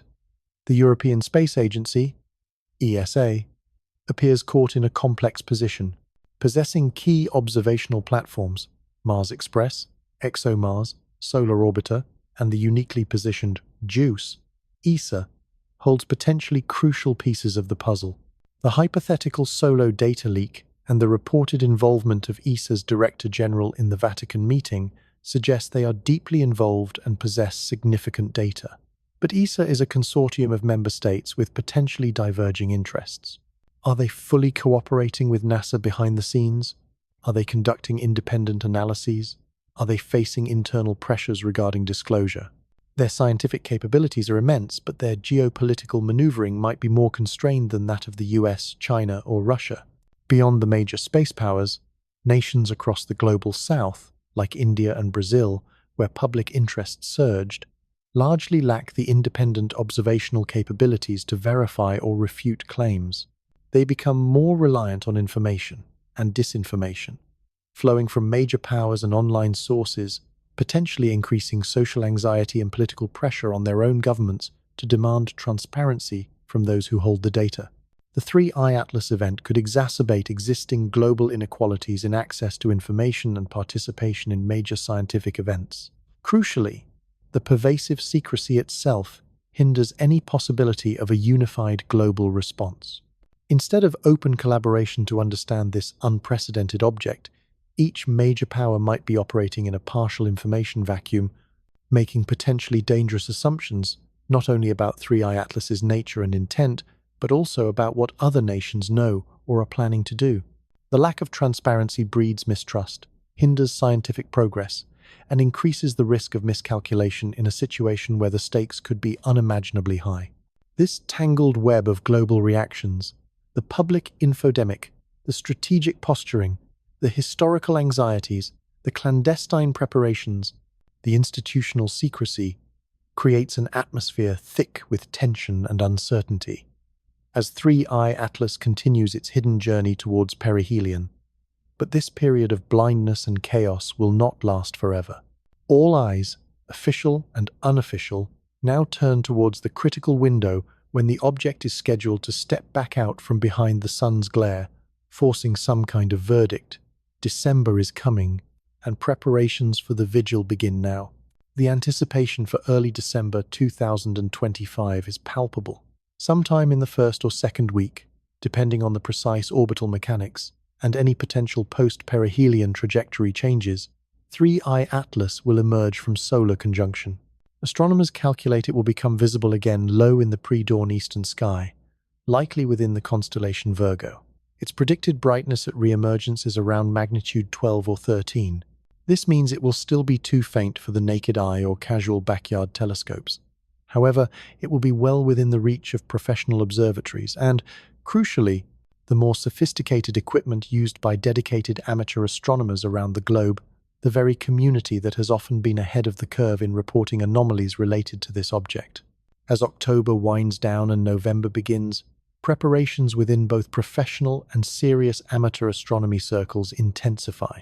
Observing plans, previously put on hold during the solar conjunction, are being finalized. Telescope schedules at major observatories are being adjusted to prioritize 3i Atlas the moment it clears the sun's glare. Networks of amateur astronomers are coordinating observation times across different longitudes to ensure continuous coverage as the Earth rotates. They are calibrating instruments, preparing imaging sequences, and setting up data-sharing protocols. There's an understanding that this isn't just routine observation. The data collected in early December will be scrutinized with unprecedented intensity. Every pixel, every spectral line, every positional measurement will be compared against the baseline established before the object disappeared, searching for any sign of change, any deviation from the expected path or behavior of a natural comet emerging from perihelion. The December vigil isn't just about seeing the object again. It's about interrogating it, forcing it to reveal, through the precise language of physics, what truly happened during its hidden encounter with the Sunday. And as this critical observational data begins to flow in early December, we can anticipate the emergence of two distinct, likely competing narratives. First, there will be the official narrative. By early December, the US government shutdown that conveniently coincided with the Mars flyby will presumably be long over. NASA, back at ostensibly full operational capacity, though still dealing with the ongoing workforce reductions and budget uncertainties we discussed, will be under immense pressure to release something. What might that look like? Based on the pattern of behavior observed so far, the initial downplaying, the emphasis on no threat, the stonewalling after Mars, it seems probable the official narrative will continue to emphasize normalcy, however strained. We might see carefully selected, perhaps heavily processed, images released, possibly showing a bright active object but framed in a way that minimizes any geometric regularity. Explanations will likely be offered for any lingering oddities detected post-perihelion. Unexpected brightness changes attributed to unpredictable outbursts, continued chemical anomalies framed as revealing new insights into rare types of natural cometary composition, maybe even claims of fragmentation to account for trajectory deviations if they occur. The core message repeated across NASA press releases, ESA updates, and potentially coordinated statements from other international agencies will likely remain consistent. 3. I-Atlas is a scientifically fascinating, perhaps unique, but ultimately natural interstellar comet that behaved largely as expected within the wide range of unpredictable comet behavior during perihelion, and poses no danger as it continues on its path out of the solar system. Any contradictory data or interpretations will likely be dismissed as preliminary, requiring further analysis, or attributed to instrument error or misinterpretation by non-official sources. But running parallel, and likely in direct conflict with this sanitized official story, will be the independent narrative. This narrative will be built in near real time, fueled by the globally networked community of amateur astronomers, independent researchers, citizen scientists, and perhaps even whistleblowers within official institutions. Unburdened by governmental directives or the need to manage public perception, their focus will be solely on the raw data. What will they be looking for? Exactly the potential confirmations of the anomalies that have made 3I-Atlas so suspicious all along. Will high-resolution amateur image stacks continue to show that persistent cylindrical shape, now perhaps even clearer without as dense a coma post-perihelion? Will independent spectral analyses confirm the continued presence, or even enhancement, of those industrial chemical signatures? Crucially, will their meticulous astrometric measurements detect that telltale deviation from the predicted hyperbolic trajectory, the smoking gun suggesting braking or maneuvering occurred while hidden? Will they spot smaller objects seemingly accompanying 3I-Atlas, hinting at deployed probes? This independent narrative won't be presented in glossy press releases. It will emerge organically, often messily, through online forums, social media posts, preprint servers like Arxiv, and dedicated tracking websites. It will likely be fragmented, debated, and subject to its own errors and misinterpretations. However, its strength will lie in its transparency and its distributed nature. Thousands of eyes, independent of governmental control, will be scrutinizing the object. If there is something genuinely anomalous to be seen, a shape that isn't fuzzy, a path that isn't purely gravitational, it is highly likely this independent network will detect it and share it openly. The stage is thus set for a potential major clash in early December, the carefully managed official story emphasizing normalcy versus the potentially disruptive findings emerging from the global independent vigil. Which narrative prevails will depend not only on the quality of the data, but on the public's trust, a trust already severely eroded by the preceding months of silence and suspicion. The specific data points they will be hunting for hold the key to unlocking the truth during the December vigil. What exactly will this independent network, and indeed any scientist seeking objective answers, be looking for when 3I-Atlas reappears? There are 4 crucial categories of observation. First, shape and structure. While perihelion's intense heat might have significantly altered or reduced the obscuring coma, observers will strain to get the highest resolution images possible. Will improved amateur stacking techniques, or perhaps even released professional data, finally resolve the nucleus definitively? If it appears as a typical, irregular, potato-shaped comet nucleus, perhaps showing signs of fragmentation expected after intense solar heating, that would strongly support the natural comet narrative. However, if the images consistently show a sharp, defined, elongated or cylindrical structure, especially if it exhibits periodic brightness variations consistent with a rotating, non-spherical object, like the flashing observed from Oumuamua, that would be powerful visual evidence contradicting the official story and supporting the artificial hypothesis. The shape remains a critical, potentially decisive visual clue. Second, spectrum and composition. Spectrographs will be aimed at the coma, however much remains, and potentially reflected light from the nucleus itself. The key question: do those anomalous chemical signatures persist after perihelion? Will the spectrum still show nickel without iron? Will the emission lines corresponding to titanium and tungsten still be present, or were they perhaps only expelled during the intense heating phase? And what about the unidentified emission band? Did it survive? Did it change? If these industrial or exotic signatures disappear after perihelion, it might allow for explanations involving unusual surface layers burning off. But if they persist, or if the object continues to emit them in structured pulses, confirming the hypothetical Atlas Sigil broadcast, it becomes incredibly difficult to argue for a natural origin. The post-perihelion spectrum is a chemical fingerprint that could reveal its core composition and activity state. Third, and arguably the most crucial data point, position and trajectory. This is where the laws of orbital mechanics provide the most unambiguous test. Astronomers know precisely where 3I Atlas should be in early December if it followed a purely gravitational path modified only by predictable, natural forces like radiation pressure and standard cometary outgassing, however minimal its effects seem to be earlier. Using precision astrometry, measuring its exact position against background stars over time, observers can compare its actual location to the predicted one. Is it exactly on the expected hyperbolic escape trajectory, or is there a deviation?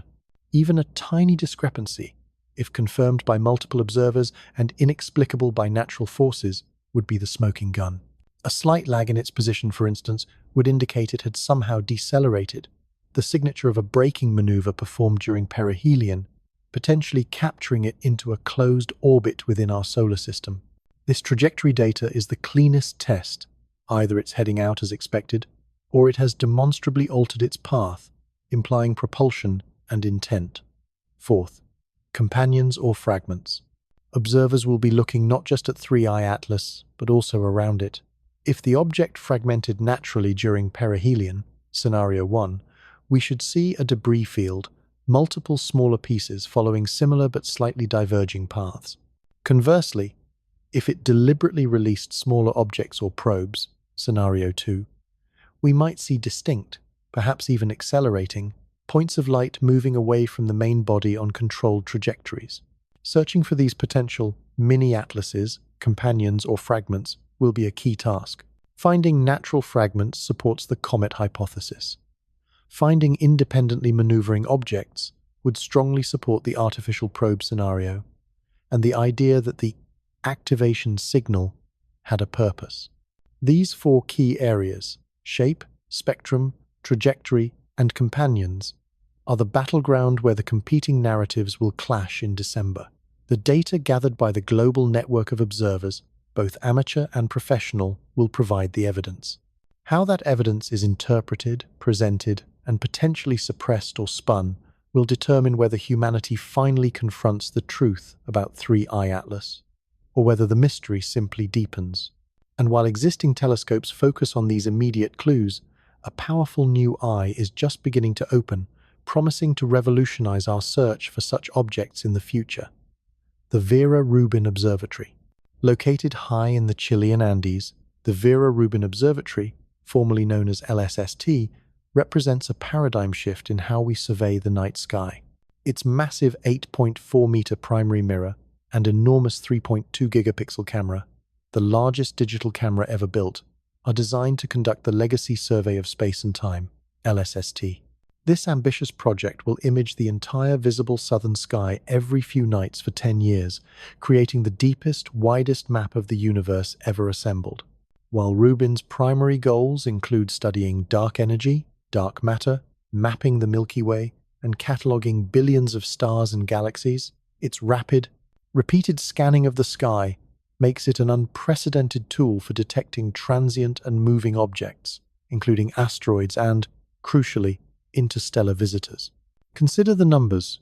Previous asteroid surveys, like the Catalina Sky Survey that first spotted 3I Atlas's near-Earth cousin 2025 TF after it passed, typically found around 20,000 new solar system objects per year. During its commissioning phase earlier in 2025, in just 10 hours of initial test operations, the Rubin Observatory identified 2,104 previously unknown asteroids. 10 hours, over 2,000 asteroids. The implications are staggering. When the Rubin Observatory turns its full attention to systematically searching for interstellar objects, ISOs, the current trickle, 3 confirmed objects in 8 years, is expected to become a flood. Scientists estimate that Rubin could potentially detect dozens, perhaps even hundreds, of ISOs per year. This capability will be transformative for understanding objects like 3I Atlas. Instead of analyzing isolated, potentially unique anomalies like Oumuamua and 3I Atlas, we will suddenly have a statistically significant population of interstellar visitors to study. We'll be able to determine if objects with extreme elongations or cylindrical shapes are common or truly rare exceptions. We'll be able to measure the distribution of sizes and masses far more accurately, testing whether objects as large as 3I Atlas are statistical flukes or part of a previously unknown population.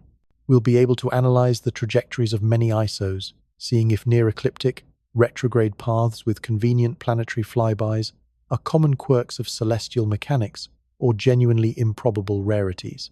With rapid follow-up spectroscopy on newly detected bright ISOs, we can build a catalogue of their chemical compositions, determining if signatures like nickel without iron are unique to 3I Atlas or represent a known, if rare, type of interstellar chemistry.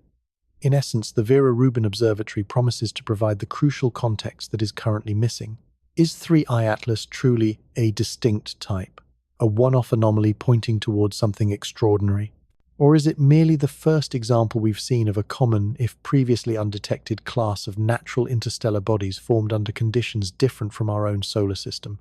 While Rubin surveys the sky for years and finds nothing else quite like 3I Atlas or Oumuamua, their status as profound anomalies, potentially artificial, will be significantly reinforced. The opening of the Rubin era thus hangs over the December vigil. While observers focus intensely on 3I Atlas itself, they do so with the knowledge that a powerful new tool is coming online, one that will soon either normalize the strangeness or confirm its profound uniqueness within a much larger cosmic sample.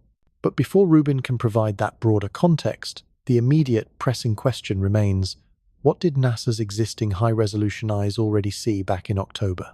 This brings us back full circle to the event that ignited much of the suspicion and speculation in the first place: the October 3rd, 2025 Mars flyby. Remember, NASA's Mars Reconnaissance Orbiter, MRO, carrying the HiRISE camera, was perfectly positioned to capture images with unprecedented resolution, potentially resolving details just meters across on the nucleus of 3I Atlas from a distance of only 29 million kilometers. ESA's Mars Express and ExoMars orbiter were also observing with their own powerful instruments. As of today, October 19th, nearly 3 weeks later, none of that potentially groundbreaking data has been publicly released. The official explanation, tenuous from the start, was the US government shut down furloughing key personnel. But by early December, when 3I Atlas re-emerges from behind the sun, that excuse will be long gone. NASA will presumably be back to full operational capacity. The political pressure that prevented releasing data, if that was indeed the reason, should have subsided. Therefore, December becomes a moment of reckoning not just for observing the object's current state, but for demanding accountability regarding the past observations. The scientific community and the increasingly skeptical public will rightfully ask, where are the HiRISE images from October 3rd? Where is the data from Mars Express and ExoMars? The potential scientific value of those images is immense. Depending on how dense the coma was at the time, HiRISE could have resolved the fundamental question of the nucleus's shape. Did it see an irregular, cratered body typical of comet nuclei? Did it confirm the elongated, potentially cylindrical shape suggested by amateur reports and Oumuamua's precedent? Could it even resolve gross surface features, variations in brightness or color indicating different materials, or perhaps even signs of non-natural structures? The release, or continued withholding, of these Mars flyby images in December will be critically revealing. If the images are released and clearly show a natural, albeit perhaps large or unusually shaped, comet nucleus, it would strongly support the official narrative, ease public anxiety, and potentially explain away some of the other anomalies. For example, perhaps the shape contributed to the sunglow. The delay could then be plausibly attributed to the shutdown and careful processing. If the images are released and show something unequivocally anomalous or artificial, a sharp geometric shape, metallic glints, unnatural structures, it would be a bombshell, confirming the worst fears and validating the need for the initial secrecy, while simultaneously triggering an unprecedented global reaction. If the images remain withheld even after NASA is fully operational, with vague excuses about data complexity, ongoing analysis, or classification, their very absence will become powerful evidence. it would strongly suggest that what was seen was indeed anomalous, something authorities felt compelled to suppress, thereby confirming the existence of a cover-up. In the absence of data, the assumption for many will default to the most extraordinary explanation. December, therefore, forces a confrontation over this missing data. The silence surrounding the Mars observations cannot be maintained indefinitely without becoming an admission in itself. While observers track 3I Atlas's current position and behavior, the pressure will mount for NASA and ESA to finally reveal what their instruments recorded during that crucial close encounter weeks earlier. And while optical and imaging telescopes prepare for December, the pressure will mount for NASA and ESA to finally reveal what their instruments recorded during that crucial close encounter weeks earlier. And while those astronomers wait to see 3I Atlas again, another group will be straining to hear it, the radio astronomers. The potential connection between 3I Atlas and the WOW signal remains one of the most tantalizing, if speculative, aspects of this entire enigma. Remember anomaly #7. The object's calculated trajectory placed it within 9 degrees of the WOW signal's origin back in 1977, a statistically improbable alignment, around 0.6% chance. Furthermore, the sheer power required to generate the WOW signal from that distance, 0.5 to 2 gigawatts, seemed impossible for a natural comet but potentially feasible for a large, technologically advanced object, especially one capable of harvesting solar energy as suggested by the hypothetical CME absorption event. The WOW signal itself was detected at 1,420.4 MHz, almost precisely the neutral hydrogen line. This frequency is considered cosmically significant, a universal marker that any technological civilization attempting interstellar communication might choose precisely because hydrogen is the most abundant element in the universe. It's often referred to as the cosmic water cooler, the frequency where SETI, Search for Extraterrestrial Intelligence, programs have historically focused much of their listening efforts. The original WOW signal was a one-off event. Despite decades of follow-up searches targeting the same region of Sagittarius, it has never been detected again. But the arrival of 3I Atlas from that general direction reopens the question, was the WOW signal a transmission from 3I Atlas as it approached decades ago? A powerful announcement broadcast? And if so, is the object still capable of transmitting?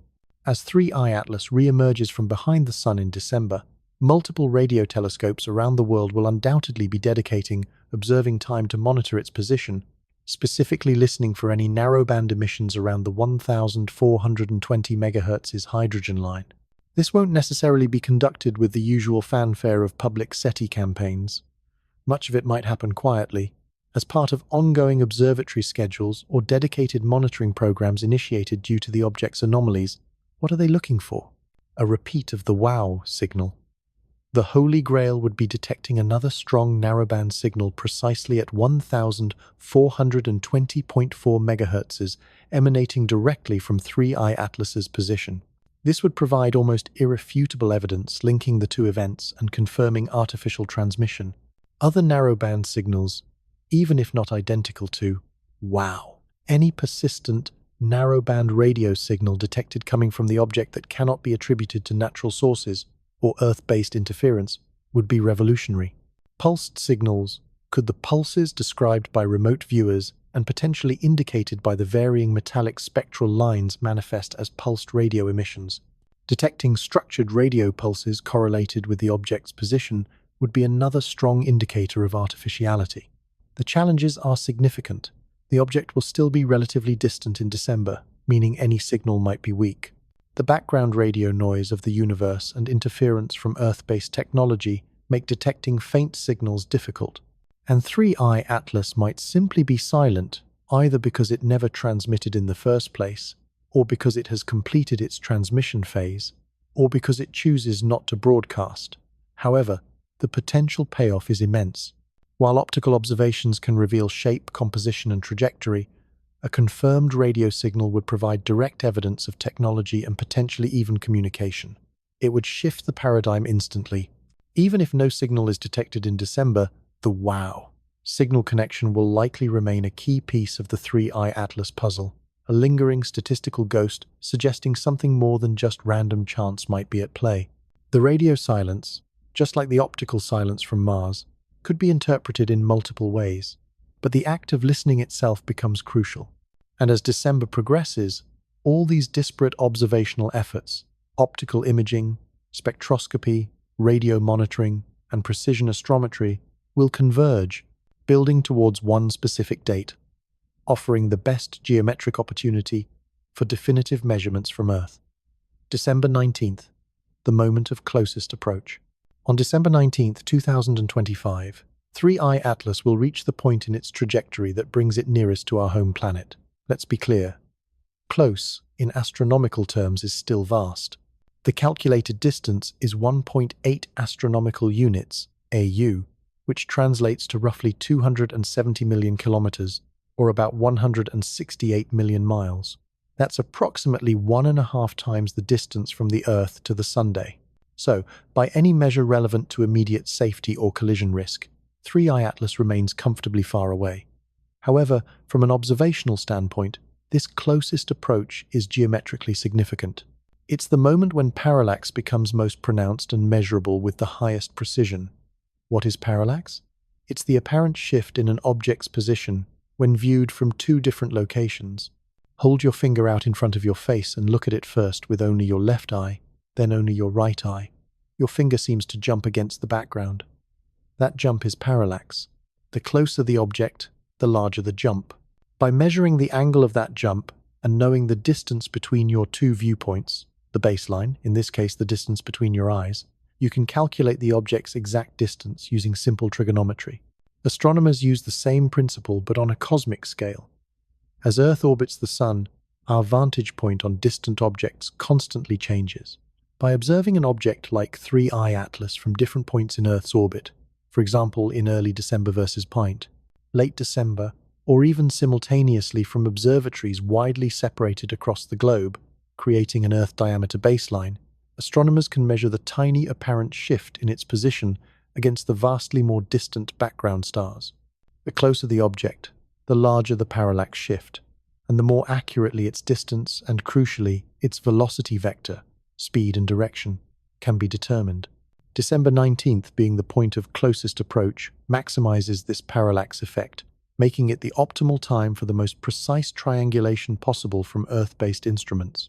We can expect a massive, globally coordinated observational campaign centered around this date. Observatories across the planet, in both the northern and southern hemispheres, at different longitudes to ensure round-the-clock coverage as the Earth turns, will be working together. Data from professional telescopes will likely be combined with contributions from the highly skilled amateur astronomy network, whose wide geographic distribution is invaluable for parallax measurements. It promises to be one of the most thoroughly documented and intensely scrutinized observations of any single solar system object in history. And nestled within all that precise positional data will be the answer to the most critical question: did its trajectory change? By comparing the meticulously measured position and velocity on and around December 19th with the predicted values based only on gravity and known natural forces, any deviation, any sign of braking, acceleration, or course correction performed during its hidden perihelion passage will become immediately, undeniably obvious. The parallax measurements around closest approach represent the ultimate, definitive test. Either they confirm 3i Atlas is following the path of an inert object, subject only to the laws of celestial mechanics, or they provide the incontrovertible proof that something else, something internal and potentially deliberate, altered its course. Somewhere in that globally gathered data from the December vigil, the final verdict awaits. And depending on that verdict, humanity faces one of several profoundly different futures. As the flood of data comes in through December, the images revealing shape, the spectra detailing composition, the radio telescopes listening for signals, and critically, the astrometry confirming trajectory, a clearer picture will emerge. By late December or early January 2026, the scientific community, both official and independent, will likely reach a consensus, or at least have strong evidence pointing towards one of three broad scenarios, each carrying vastly different implications. Scenario 1. natural comet confirmed. Perhaps the simplest, and certainly the most hoped, for outcome by many.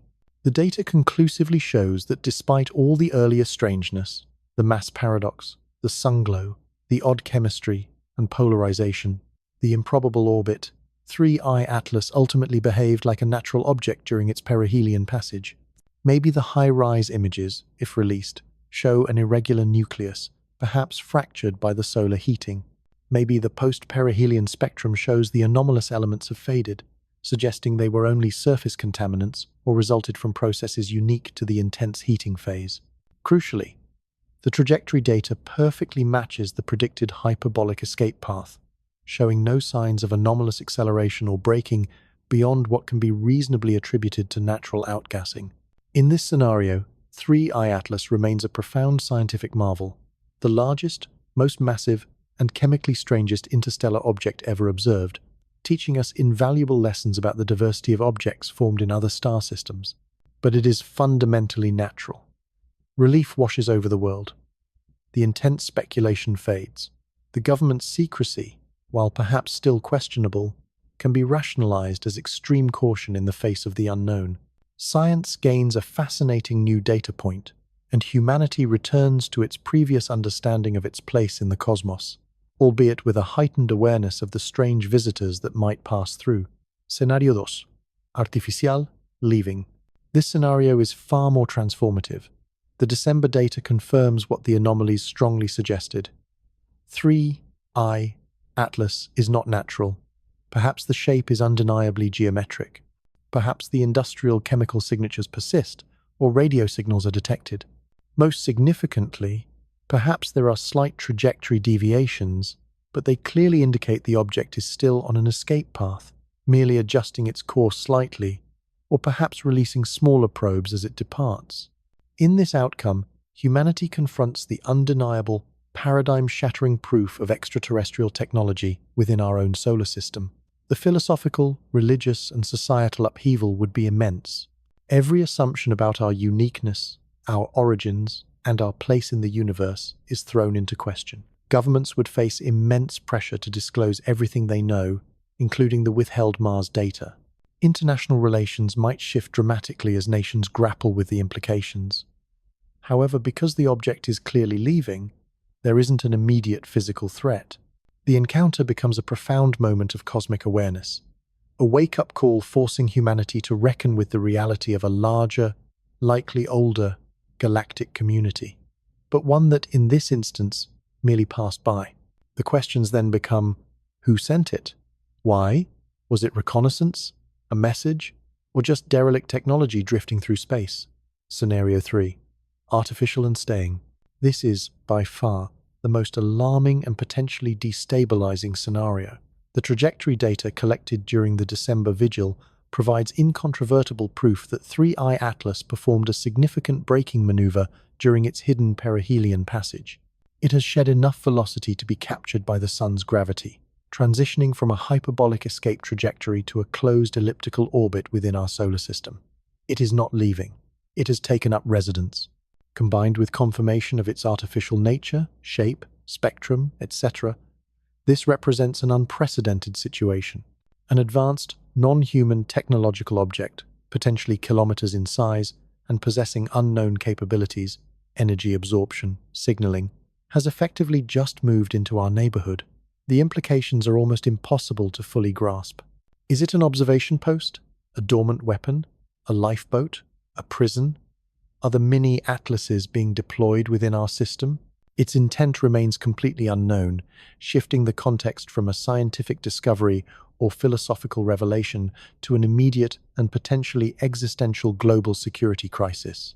This is the occupation scenario Loeb warned about, the one that might justify the extreme secrecy and military preparations. How would governments react? How would the public respond to the knowledge that an alien artifact of unknown purpose is now a permanent resident of our solar system? This outcome plunges humanity into a future of profound uncertainty and potential peril. These three broad scenarios, natural comet, artificial and leaving, or artificial and staying, represent the starkly different realities that the December vigil might reveal. Regardless of which path unfolds, The encounter with 3I Atlas has already left an indelible mark, establishing it as an enduring enigma. Its mere existence, confirmed as only the third interstellar object detected, would have been scientifically significant in itself. But 3I Atlas refused to be just another data point. Its cascade of verified anomalies, the mass paradox, the sunward glow, the industrial chemistry, the unique polarization, the statistically miraculous trajectory, possibly even its very shape, pushed the boundaries of our understanding and forced even skeptical scientists to consider possibilities previously deemed unthinkable. It became a cosmic Rorschach test, reflecting our hopes, fears, and assumptions about life beyond Earth. Equally significant has been the human reaction to the object and the perceived secrecy surrounding it. The global infodemic, the rise of Number the Harbinger, the whispers of shadow preparations, the echoes in ancient texts, these are not just side effects, they are integral parts of the 3I Atlas phenomenon. It demonstrated how quickly official silence in the face of the unknown can breed mistrust and allow speculation, both informed and wild, to fill the void. It highlighted the fragility of our global information ecosystem and the deep-seated human need to find meaning, even in potentially terrifying uncertainty. The governmental response, particularly the unprecedented timing of the NASA furlough coinciding with the Mars flyby and the subsequent withholding of data, has irrevocably damaged public trust and fueled enduring suspicions of a cover-up, regardless of the object's true nature.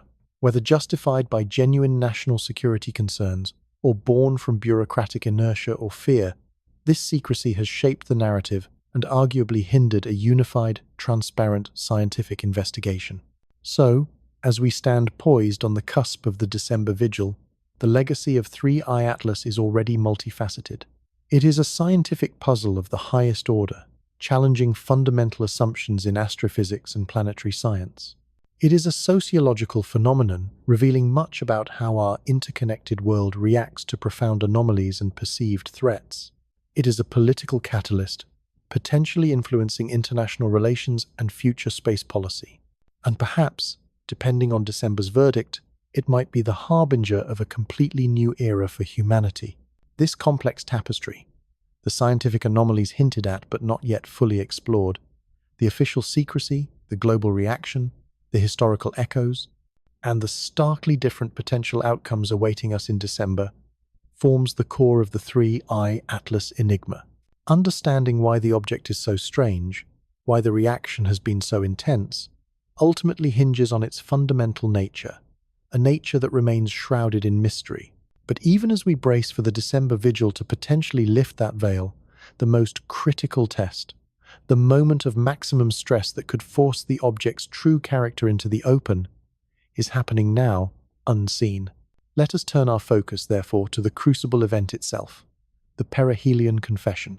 Right now, as you listen to this on October 19th, 3I Atlas is hurtling towards that crucial moment, perihelion, the furnace and the confessional. Perihelion is simply the point in an object's orbit, where it is closest to the star it orbits. For 3I Atlas, that moment will arrive on October 29, 2025. Calculations place this closest approach at a distance of roughly 1.4 astronomical units, AU, from the Sunday. That's about 130 million miles, placing it just inside the orbit of Mars. While this might sound distant compared to Earth, for an object coming in from the near absolute zero temperatures of interstellar space, it represents an almost unimaginable thermal shock. At 1.4 AU, the Sun is no longer just a distant light source. It becomes an overwhelming presence. The intensity of sunlight follows an inverse square law: double the distance, quarter the intensity. Conversely, halving the distance quadruples the intensity. As 3I Atlas plunges inwards, the sunlight pounding its surface increases dramatically, measured not in abstract terms, but in actual gigawatts of power per square meter, the kind of energy that runs entire cities. Imagine standing directly in front of an open blast furnace, feeling the searing heat radiate outwards. Now, multiply that intensity by factors you can barely comprehend. That gives you some sense of what perihelion means for a body composed largely of ice and dust that has spent billions of years in the deep freeze between stars. It was in this context that physicist Avi Loeb, made an observation that resonated deeply. High-stress environments elicit confessions. He was drawing an analogy to interrogation tactics, but the principle holds true in physics as well. Subject something to extreme conditions, push it to its limits, and its true nature is often revealed. When you heat ice, it melts or sublimates. It cannot pretend to be rock. When you heat rock, it might glow or crack, but it behaves like rock. And when you subject something that looks like a comet, but exhibits a host of deeply strange anomalies, to the intense furnace of perihelion, the mask, if there is one, is likely to come off. Its reaction to this extreme stress will be its confession. So, what might we expect to happen on or around October 29th, while 3I Atlas is hidden from our direct view behind the Sun? Broadly, there are two starkly different scenarios, depending on its fundamental nature. Scenario 1. 3I Atlas is, despite all its peculiarities, fundamentally a natural comet. An unusually massive, chemically strange, statistically improbable comet, yes, but natural nonetheless. In this case, October 29th should mark the beginning of, or the peak of, spectacular cometary activity.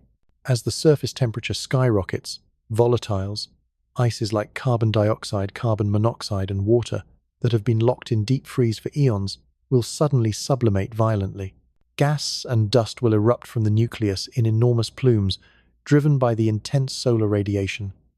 We've seen this happen with countless comets before. Near perihelion, they can become magnificent spectacles. Their comas swell, becoming brighter and larger.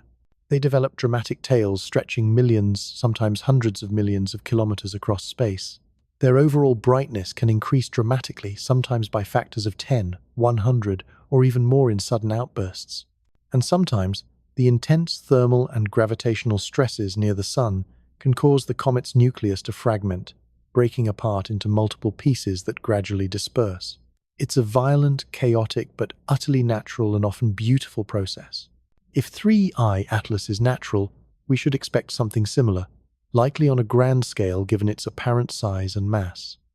A massive surge in outgassing, a significant brightening, the development of a clear, classical cometary tail, or tails, pointing definitively away from the Sun, finally resolving the sunglow anomaly. And if the object is as volatile or perhaps as loosely bound as some models suggest, perihelion might even trigger its complete disintegration.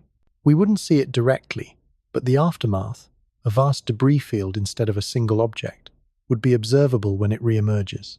While the destruction of such a unique object would be a loss, the resulting fragments could offer an unprecedented glimpse into the internal structure and composition of a body from another star system, a scientific bonanza in itself. But then there is scenario 2. 3I Atlas is not natural. The 7+ anomalies are not coincidences, they are indicators of something else. The nickel without iron, the sunward glow, the improbable trajectory, the potential shape, they point towards design, towards technology. In this scenario, perihelion is not primarily about sublimation and disintegration.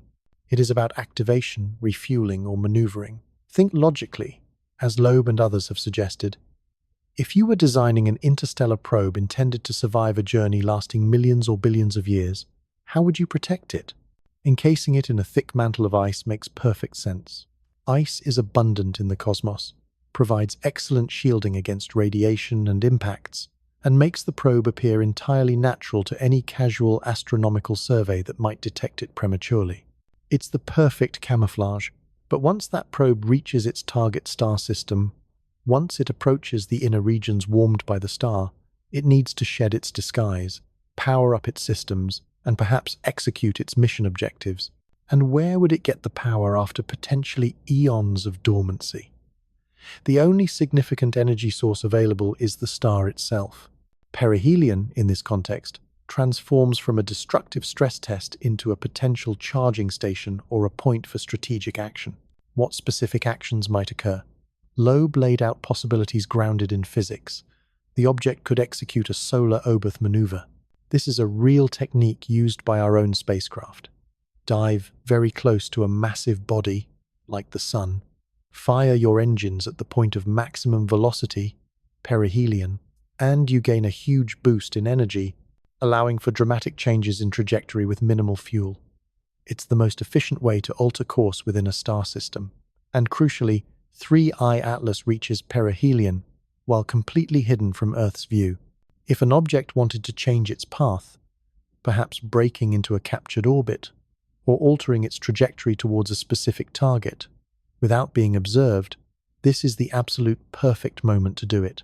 Alternatively, or perhaps additionally, perihelion could be the trigger point to release something. Smaller subprobes, for instance. Detaching from the main body, they could use the object's existing retrograde trajectory and the Sun's gravity to efficiently target inner or outer planets.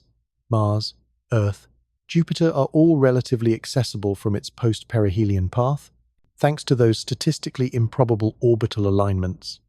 The perfect timing isn't just for flybys, it's potentially for deployment. These possibilities carry profound implications. Loeb himself noted that if 3I Atlas were to perform a maneuver that redirects it towards Earth upon re-emerging from behind the Sun, the resulting societal impact, including potential financial market crashes, could be immense. It's a sober assessment of the consequences of confirming intelligent, potentially maneuvering, non-human technology within our own solar system. But the immediate problem remains. We won't know. Not on October 29th. Not in early November. Between now and early December, Earth is on the wrong side of the Sunday. We are effectively blind. 3I Atlas is enveloped in a perfect, natural communication blackout. Ideal conditions for any spacecraft wishing to conceal its next move.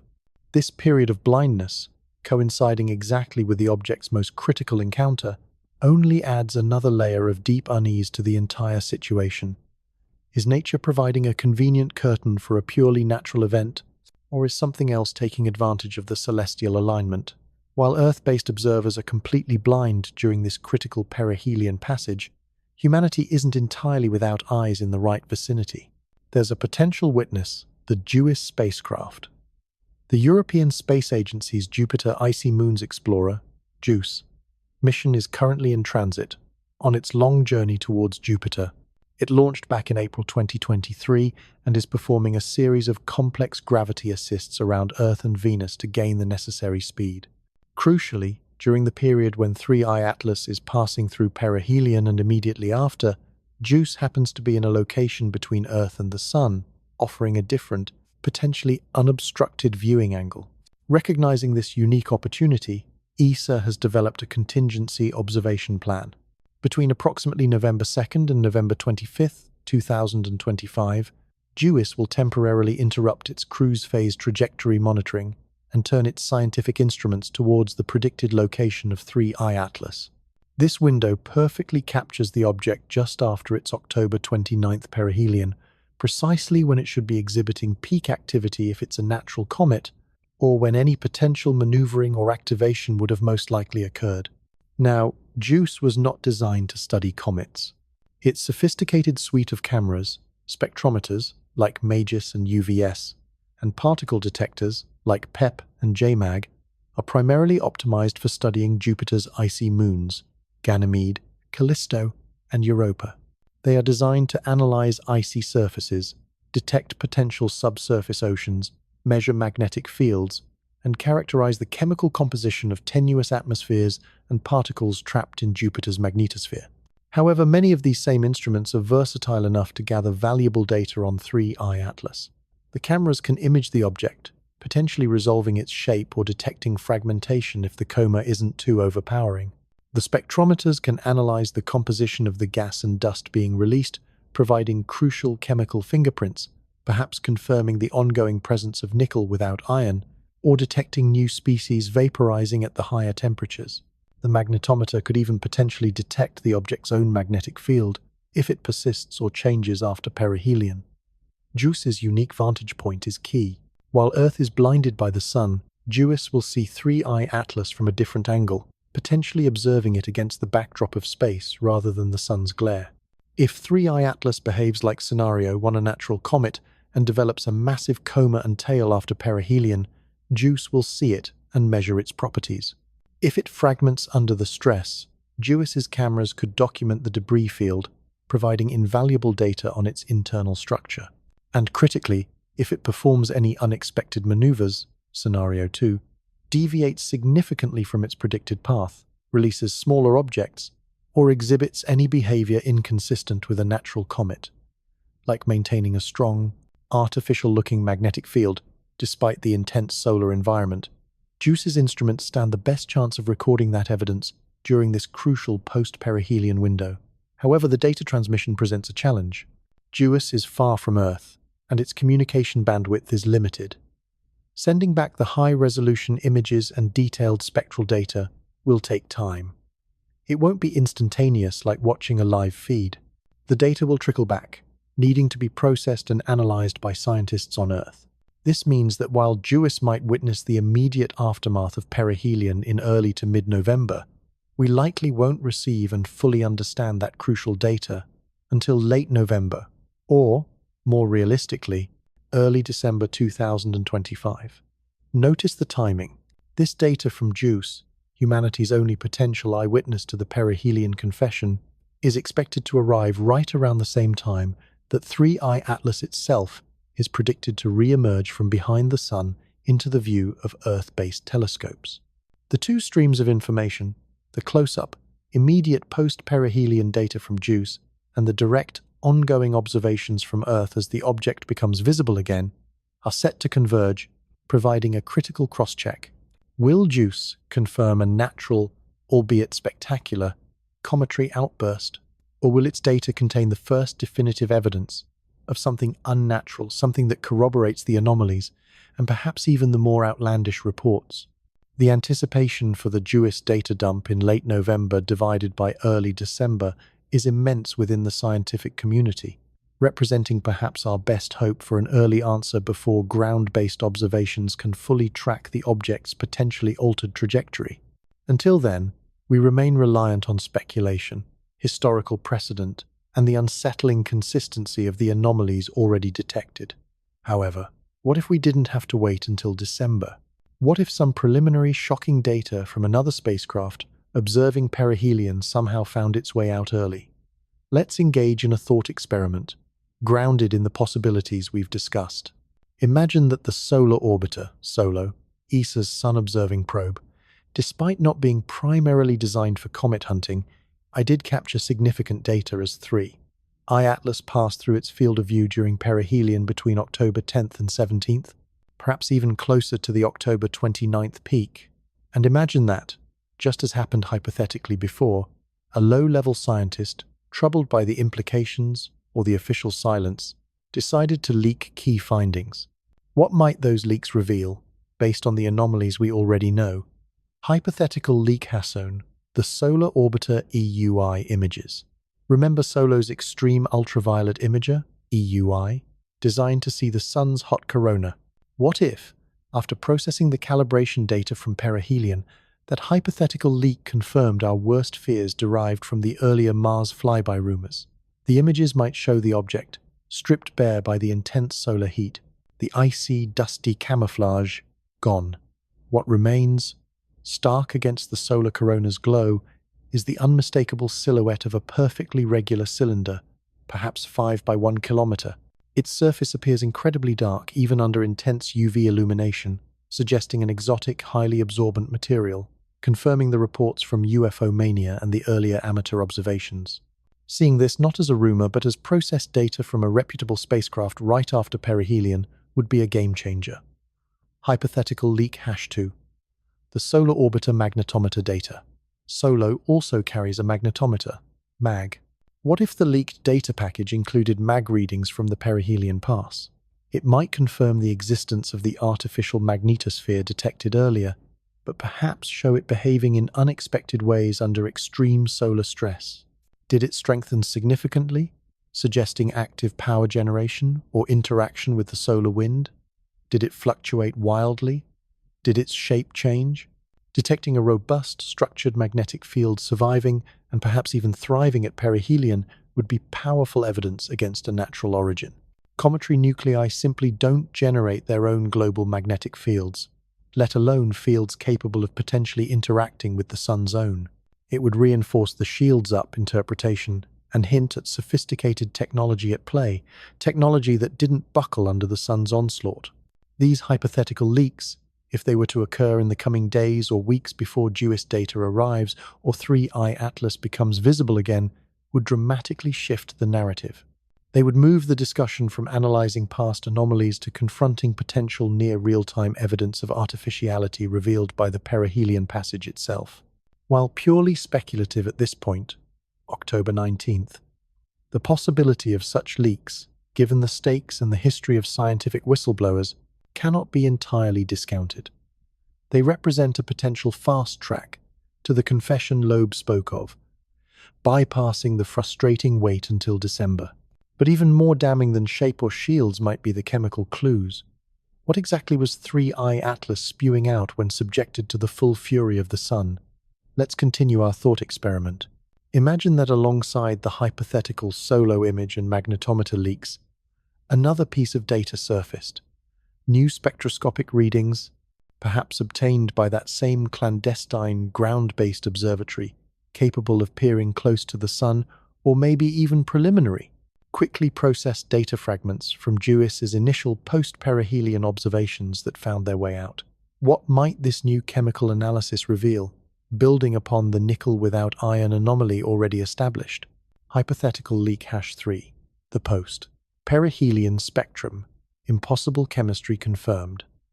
As 3I Atlas endured the intense heat near the sun, it would undoubtedly shed material at an accelerated rate. But what kind of material? The leaked spectrum might confirm that it wasn't just sublimating ices and releasing embedded nickel. It might show clear, strong emission lines corresponding to elements that simply have no business being vaporized from a comet at 1.4 AU. Specifically, the leak could confirm the presence of refined titanium and tungsten, just as suggested in some earlier, more speculative analyses perhaps circulating in fringe communities. Remember, titanium is prized for its heat resistance, used in supersonic aircraft. Tungsten has the highest melting point of any element, essential for rocket nozzles and heat shields. Finding these elements actively vaporizing or being expelled from 3I Atlas after surviving perihelion would strongly imply they are structural components, materials chosen for their ability to withstand extreme temperatures, the building blocks of an advanced, heat-resistant machine, not the ingredients of a primordial snowball. It would suggest the object wasn't melting down, but perhaps deliberately shedding outer layers or even venting processed materials. Furthermore, this hypothetical leaked spectrum could provide more information on that unidentified emission band mentioned in the anonymous Max Planck paper analysis. Did the band become stronger near the sun? Did it resolve into multiple lines, offering more clues to its origin? Confirmation of an emission signature that doesn't match any known natural element or molecule stable at those temperatures would be perhaps the most profound discovery of all, lending credence to the almost unbelievable idea of stable superheavy elements, element 120 or similar, forming part of its core structure. Such impossible physics would explain its enormous mass and resistance to non-gravitational forces, cementing its status as something far beyond our current understanding of natural matter. Seeing spectral evidence of titanium, tungsten, and potentially exotic elements being actively released after perihelion would shred the last vestiges of the natural comet hypothesis for many. It would be the chemical confession, laid bare by the sun's heat, revealing a composition consistent not with cosmic ice and rock, but with advanced, deliberate engineering designed to endure the harshest environments. The question then wouldn't be what it's made of, but why it was made that way, and what process was driving the release of these specific materials. Was it damage, controlled venting, or something else entirely? This idea of an active, energetic process occurring within or on 3I Atlas gains even more startling support when we consider another piece of this hypothetical leaked data puzzle, a dramatic interaction with the sun itself. Let's revisit the X, 2-class solar flare event. Imagine this flare occurred not arbitrarily, but perhaps precisely timed around October 15th, 2025, just as 3I Atlas was plunging deeper into the sun's intense environment, approaching its perihelion furnace. An X2 flare is a major event, one of the most powerful classifications, and crucially, as mentioned in earlier speculation, This hypothetical flare erupted from active region 3477, located on the far side of the Sun relative to Earth, but positioned to fire directly at 3I Atlas. Coincidence or something more? The flare would have launched a massive coronal mass ejection, CME, billions of tons of magnetized plasma, hurtling towards the object. How could any object, natural or artificial, withstand such a direct hit? Here's where hypothetical leak hash 4. The Parker Solar Probe data comes in. NASA's Parker Solar Probe, designed to fly closer to the Sun than any previous spacecraft, might have been perfectly positioned to witness the interaction between this CME and 3I Atlas. If a packet of its raw magnetometer and particle detector data from that encounter were leaked, what might it show? Instead of showing the object being buffeted, damaged, or having its own hypothesized magnetic field overwhelmed by the CME's onslaught, the leaked Parker data might reveal something astonishing. It could show the object's magnetosphere, previously detected by SOLO, not collapsing but massively inflating, perhaps expanding 100-fold in size, like a vast magnetic net. This inflated field wouldn't just deflect the incoming plasma, it would channel and absorb it. The data might indicate millions of tons of superheated solar material being captured and directed into the object's core structure. This scenario aligns perfectly, almost chillingly, with the consistent reports from the remote viewers we discussed in Part 1. Remember Dick Allgire's description of the core as the intelligence, the AI, the brain, and the sun as the alarm clock? Remember the Farsight group's consensus that the object was powering up, that the core was glowing? This hypothetical Parker data leak would provide direct physical corroboration for those seemingly outlandish claims. It would suggest that the solar flare wasn't an attack the object merely survived. It was an opportunity seized, a deliberate refueling event. 3I Atlas didn't just fly through the sun's furnace, it potentially drank from it, using the star's own immense power to recharge its ancient systems after perhaps eons of dormancy. Confirmation of such an event via leaked data would be utterly transformative. It shifts the perception of perihelion from a passive survival test to an active strategic maneuver. It strongly implies not just artificiality, but a level of energy manipulation far beyond our current capabilities.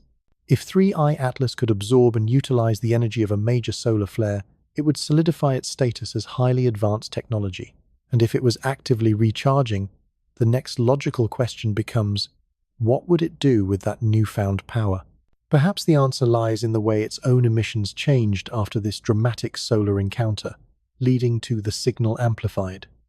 Let's follow the thread of our hypothetical data leaks. Imagine that the same sources providing the spectral data showing titanium and tungsten also released analyses covering the period immediately following the hypothesized October 15th CME absorption event. What did they observe?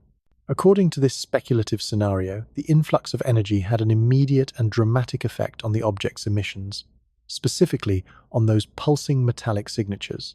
Remember the earlier VLT data showing nickel increasing exponentially, power law of 9, as it approached the sun? And the hypothetical post-perihelion data confirming titanium and tungsten were also being released? Now, imagine the data showed that after absorbing the CME's energy, this process didn't just continue, it fundamentally changed. The pulses of metallic vapor, nickel, titanium, tungsten, perhaps even traces related to the unidentified element, reportedly became 10 times stronger, significantly easier to detect against the background noise even near the sunday. More importantly, the pattern of the pulsing allegedly shifted from a relatively simple, though non-random sequence, to something exponentially more complex. Instead of just pulsing on and off, perhaps the data now showed intricate variations in intensity, duration, and frequency. A rich, structured, information-dense stream. That anonymous paper, supposedly from the Max Planck Institute, might have been updated or followed up, specifically noting this drastic change. Perhaps it claimed the previous analysis only hinted at modulation, but the post-CME data made it undeniable.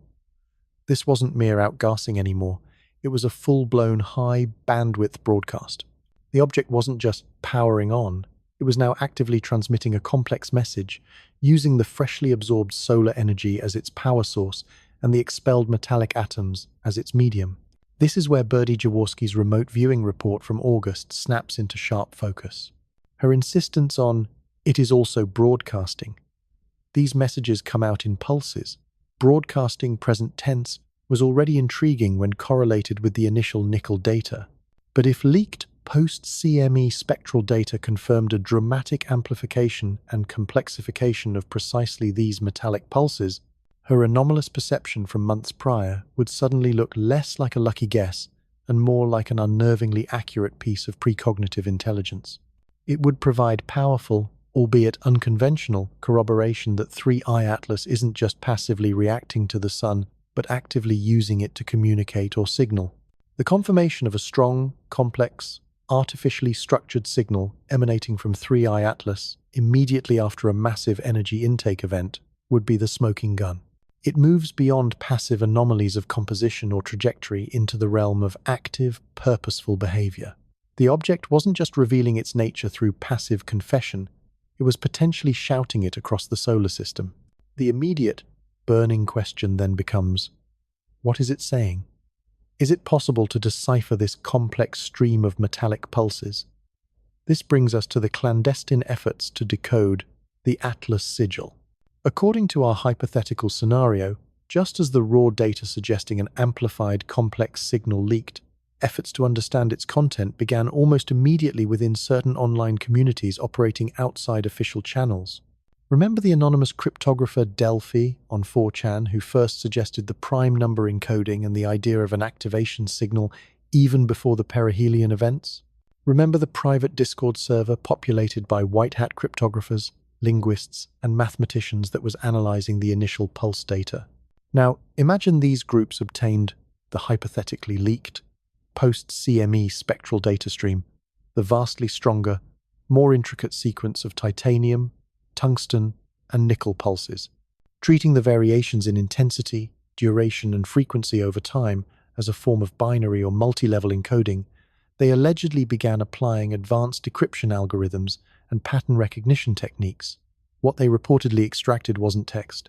It wasn't audio. It was something visual, complex, and dynamic. They started calling it the Atlas Sigil.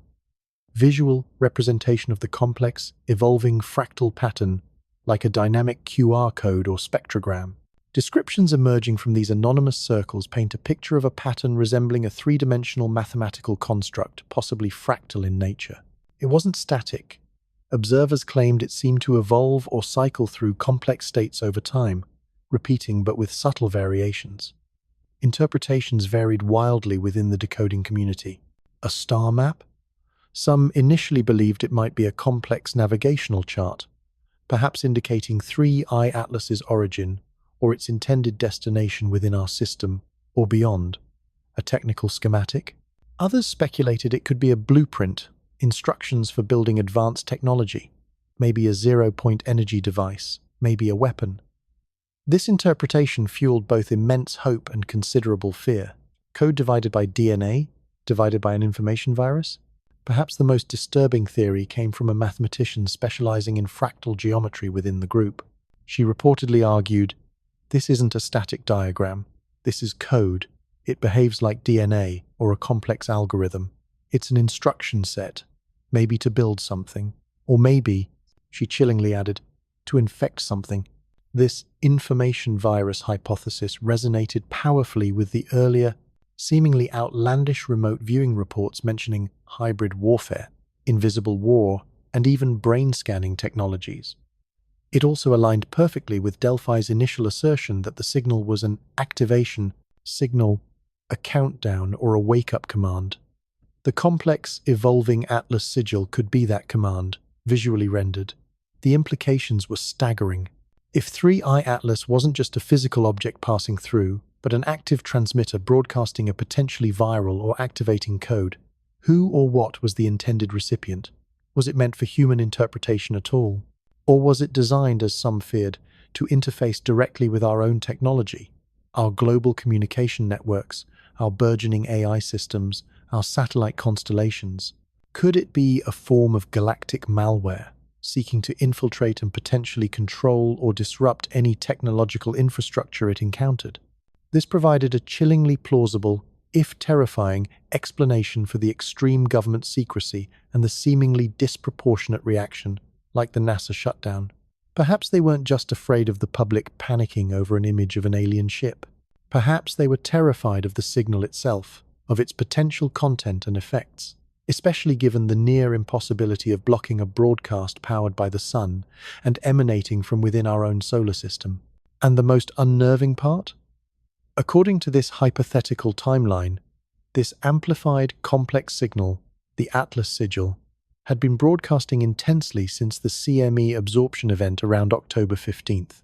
For days, perhaps weeks by now, this potential code had been washing over Earth, picked up by radio telescopes, even if misinterpreted as noise, potentially intercepted by satellite receivers, maybe even subtly interacting with the global digital infrastructure in ways we couldn't yet comprehend.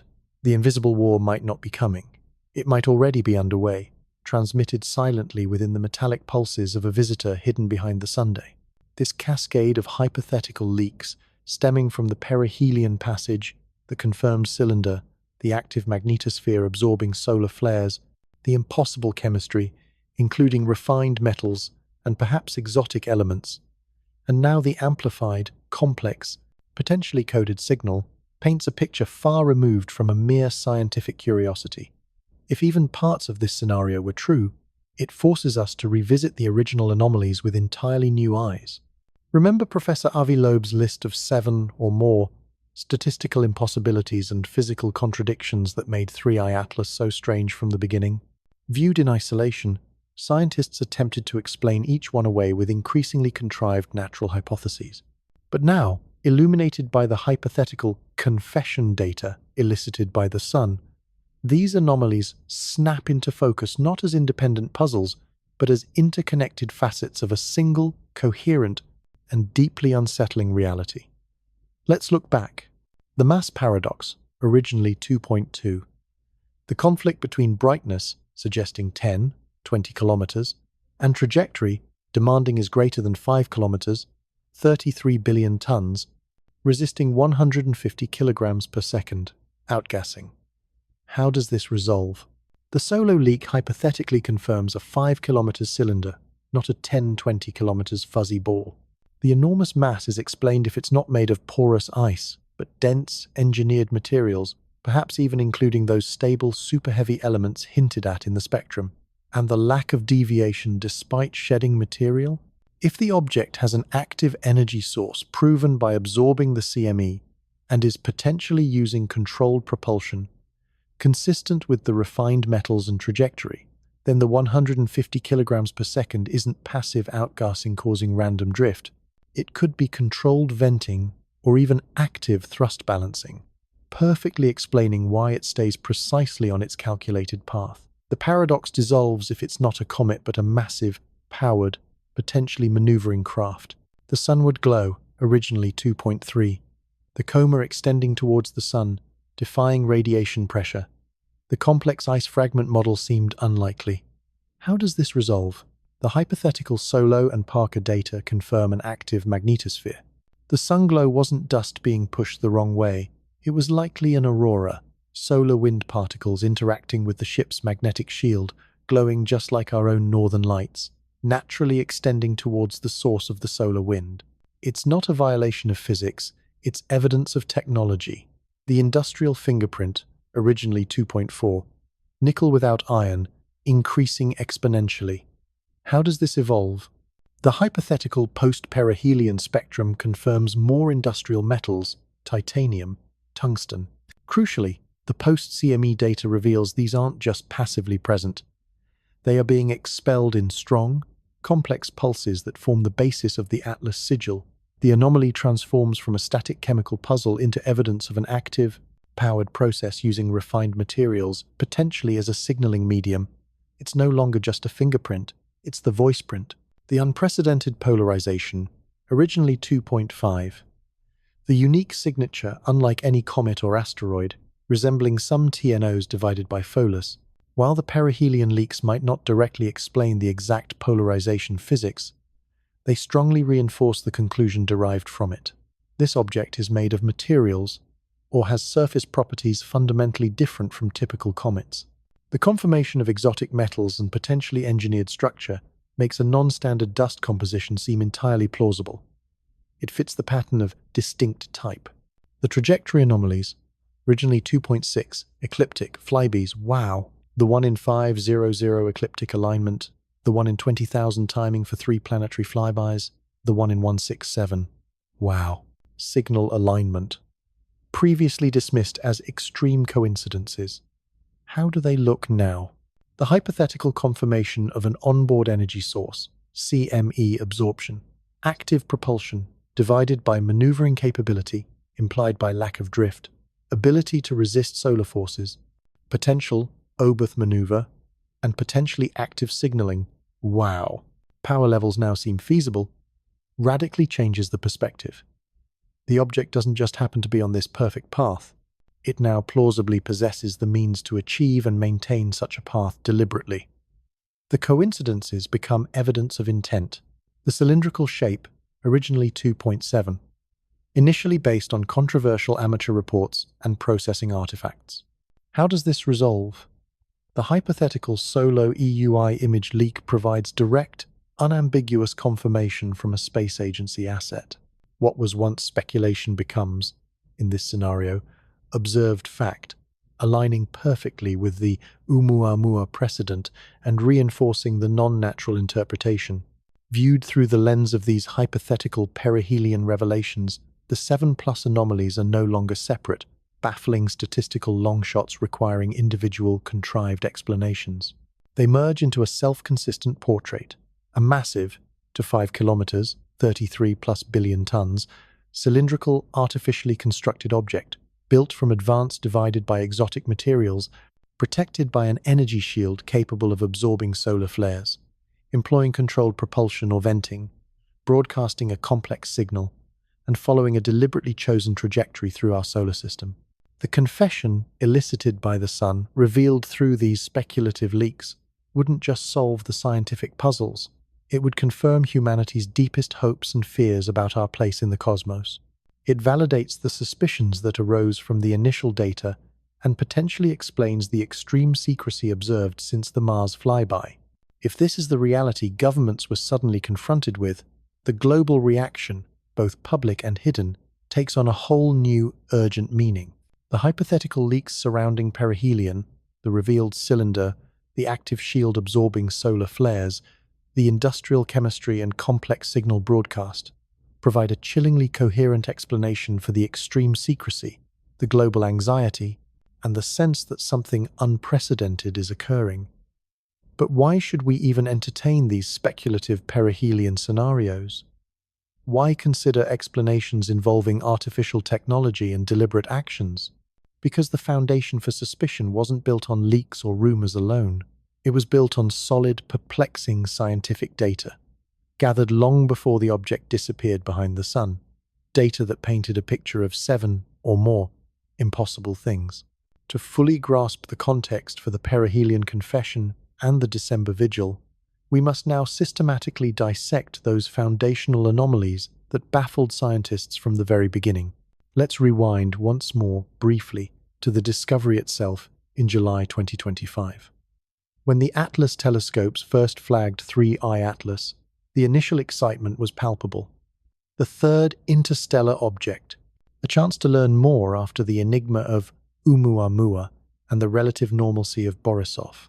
Early signs pointed towards a large, active comet, seemingly favoring the Borisov comparison. The scientific community geared up for what they expected to be a fascinating but ultimately natural encounter. The contrast between that initial optimism and the current atmosphere of secrecy and dread could not be more stark. What crucial data points emerged between July and October that shattered the normal comet narrative and laid the groundwork for the extreme reactions we've witnessed?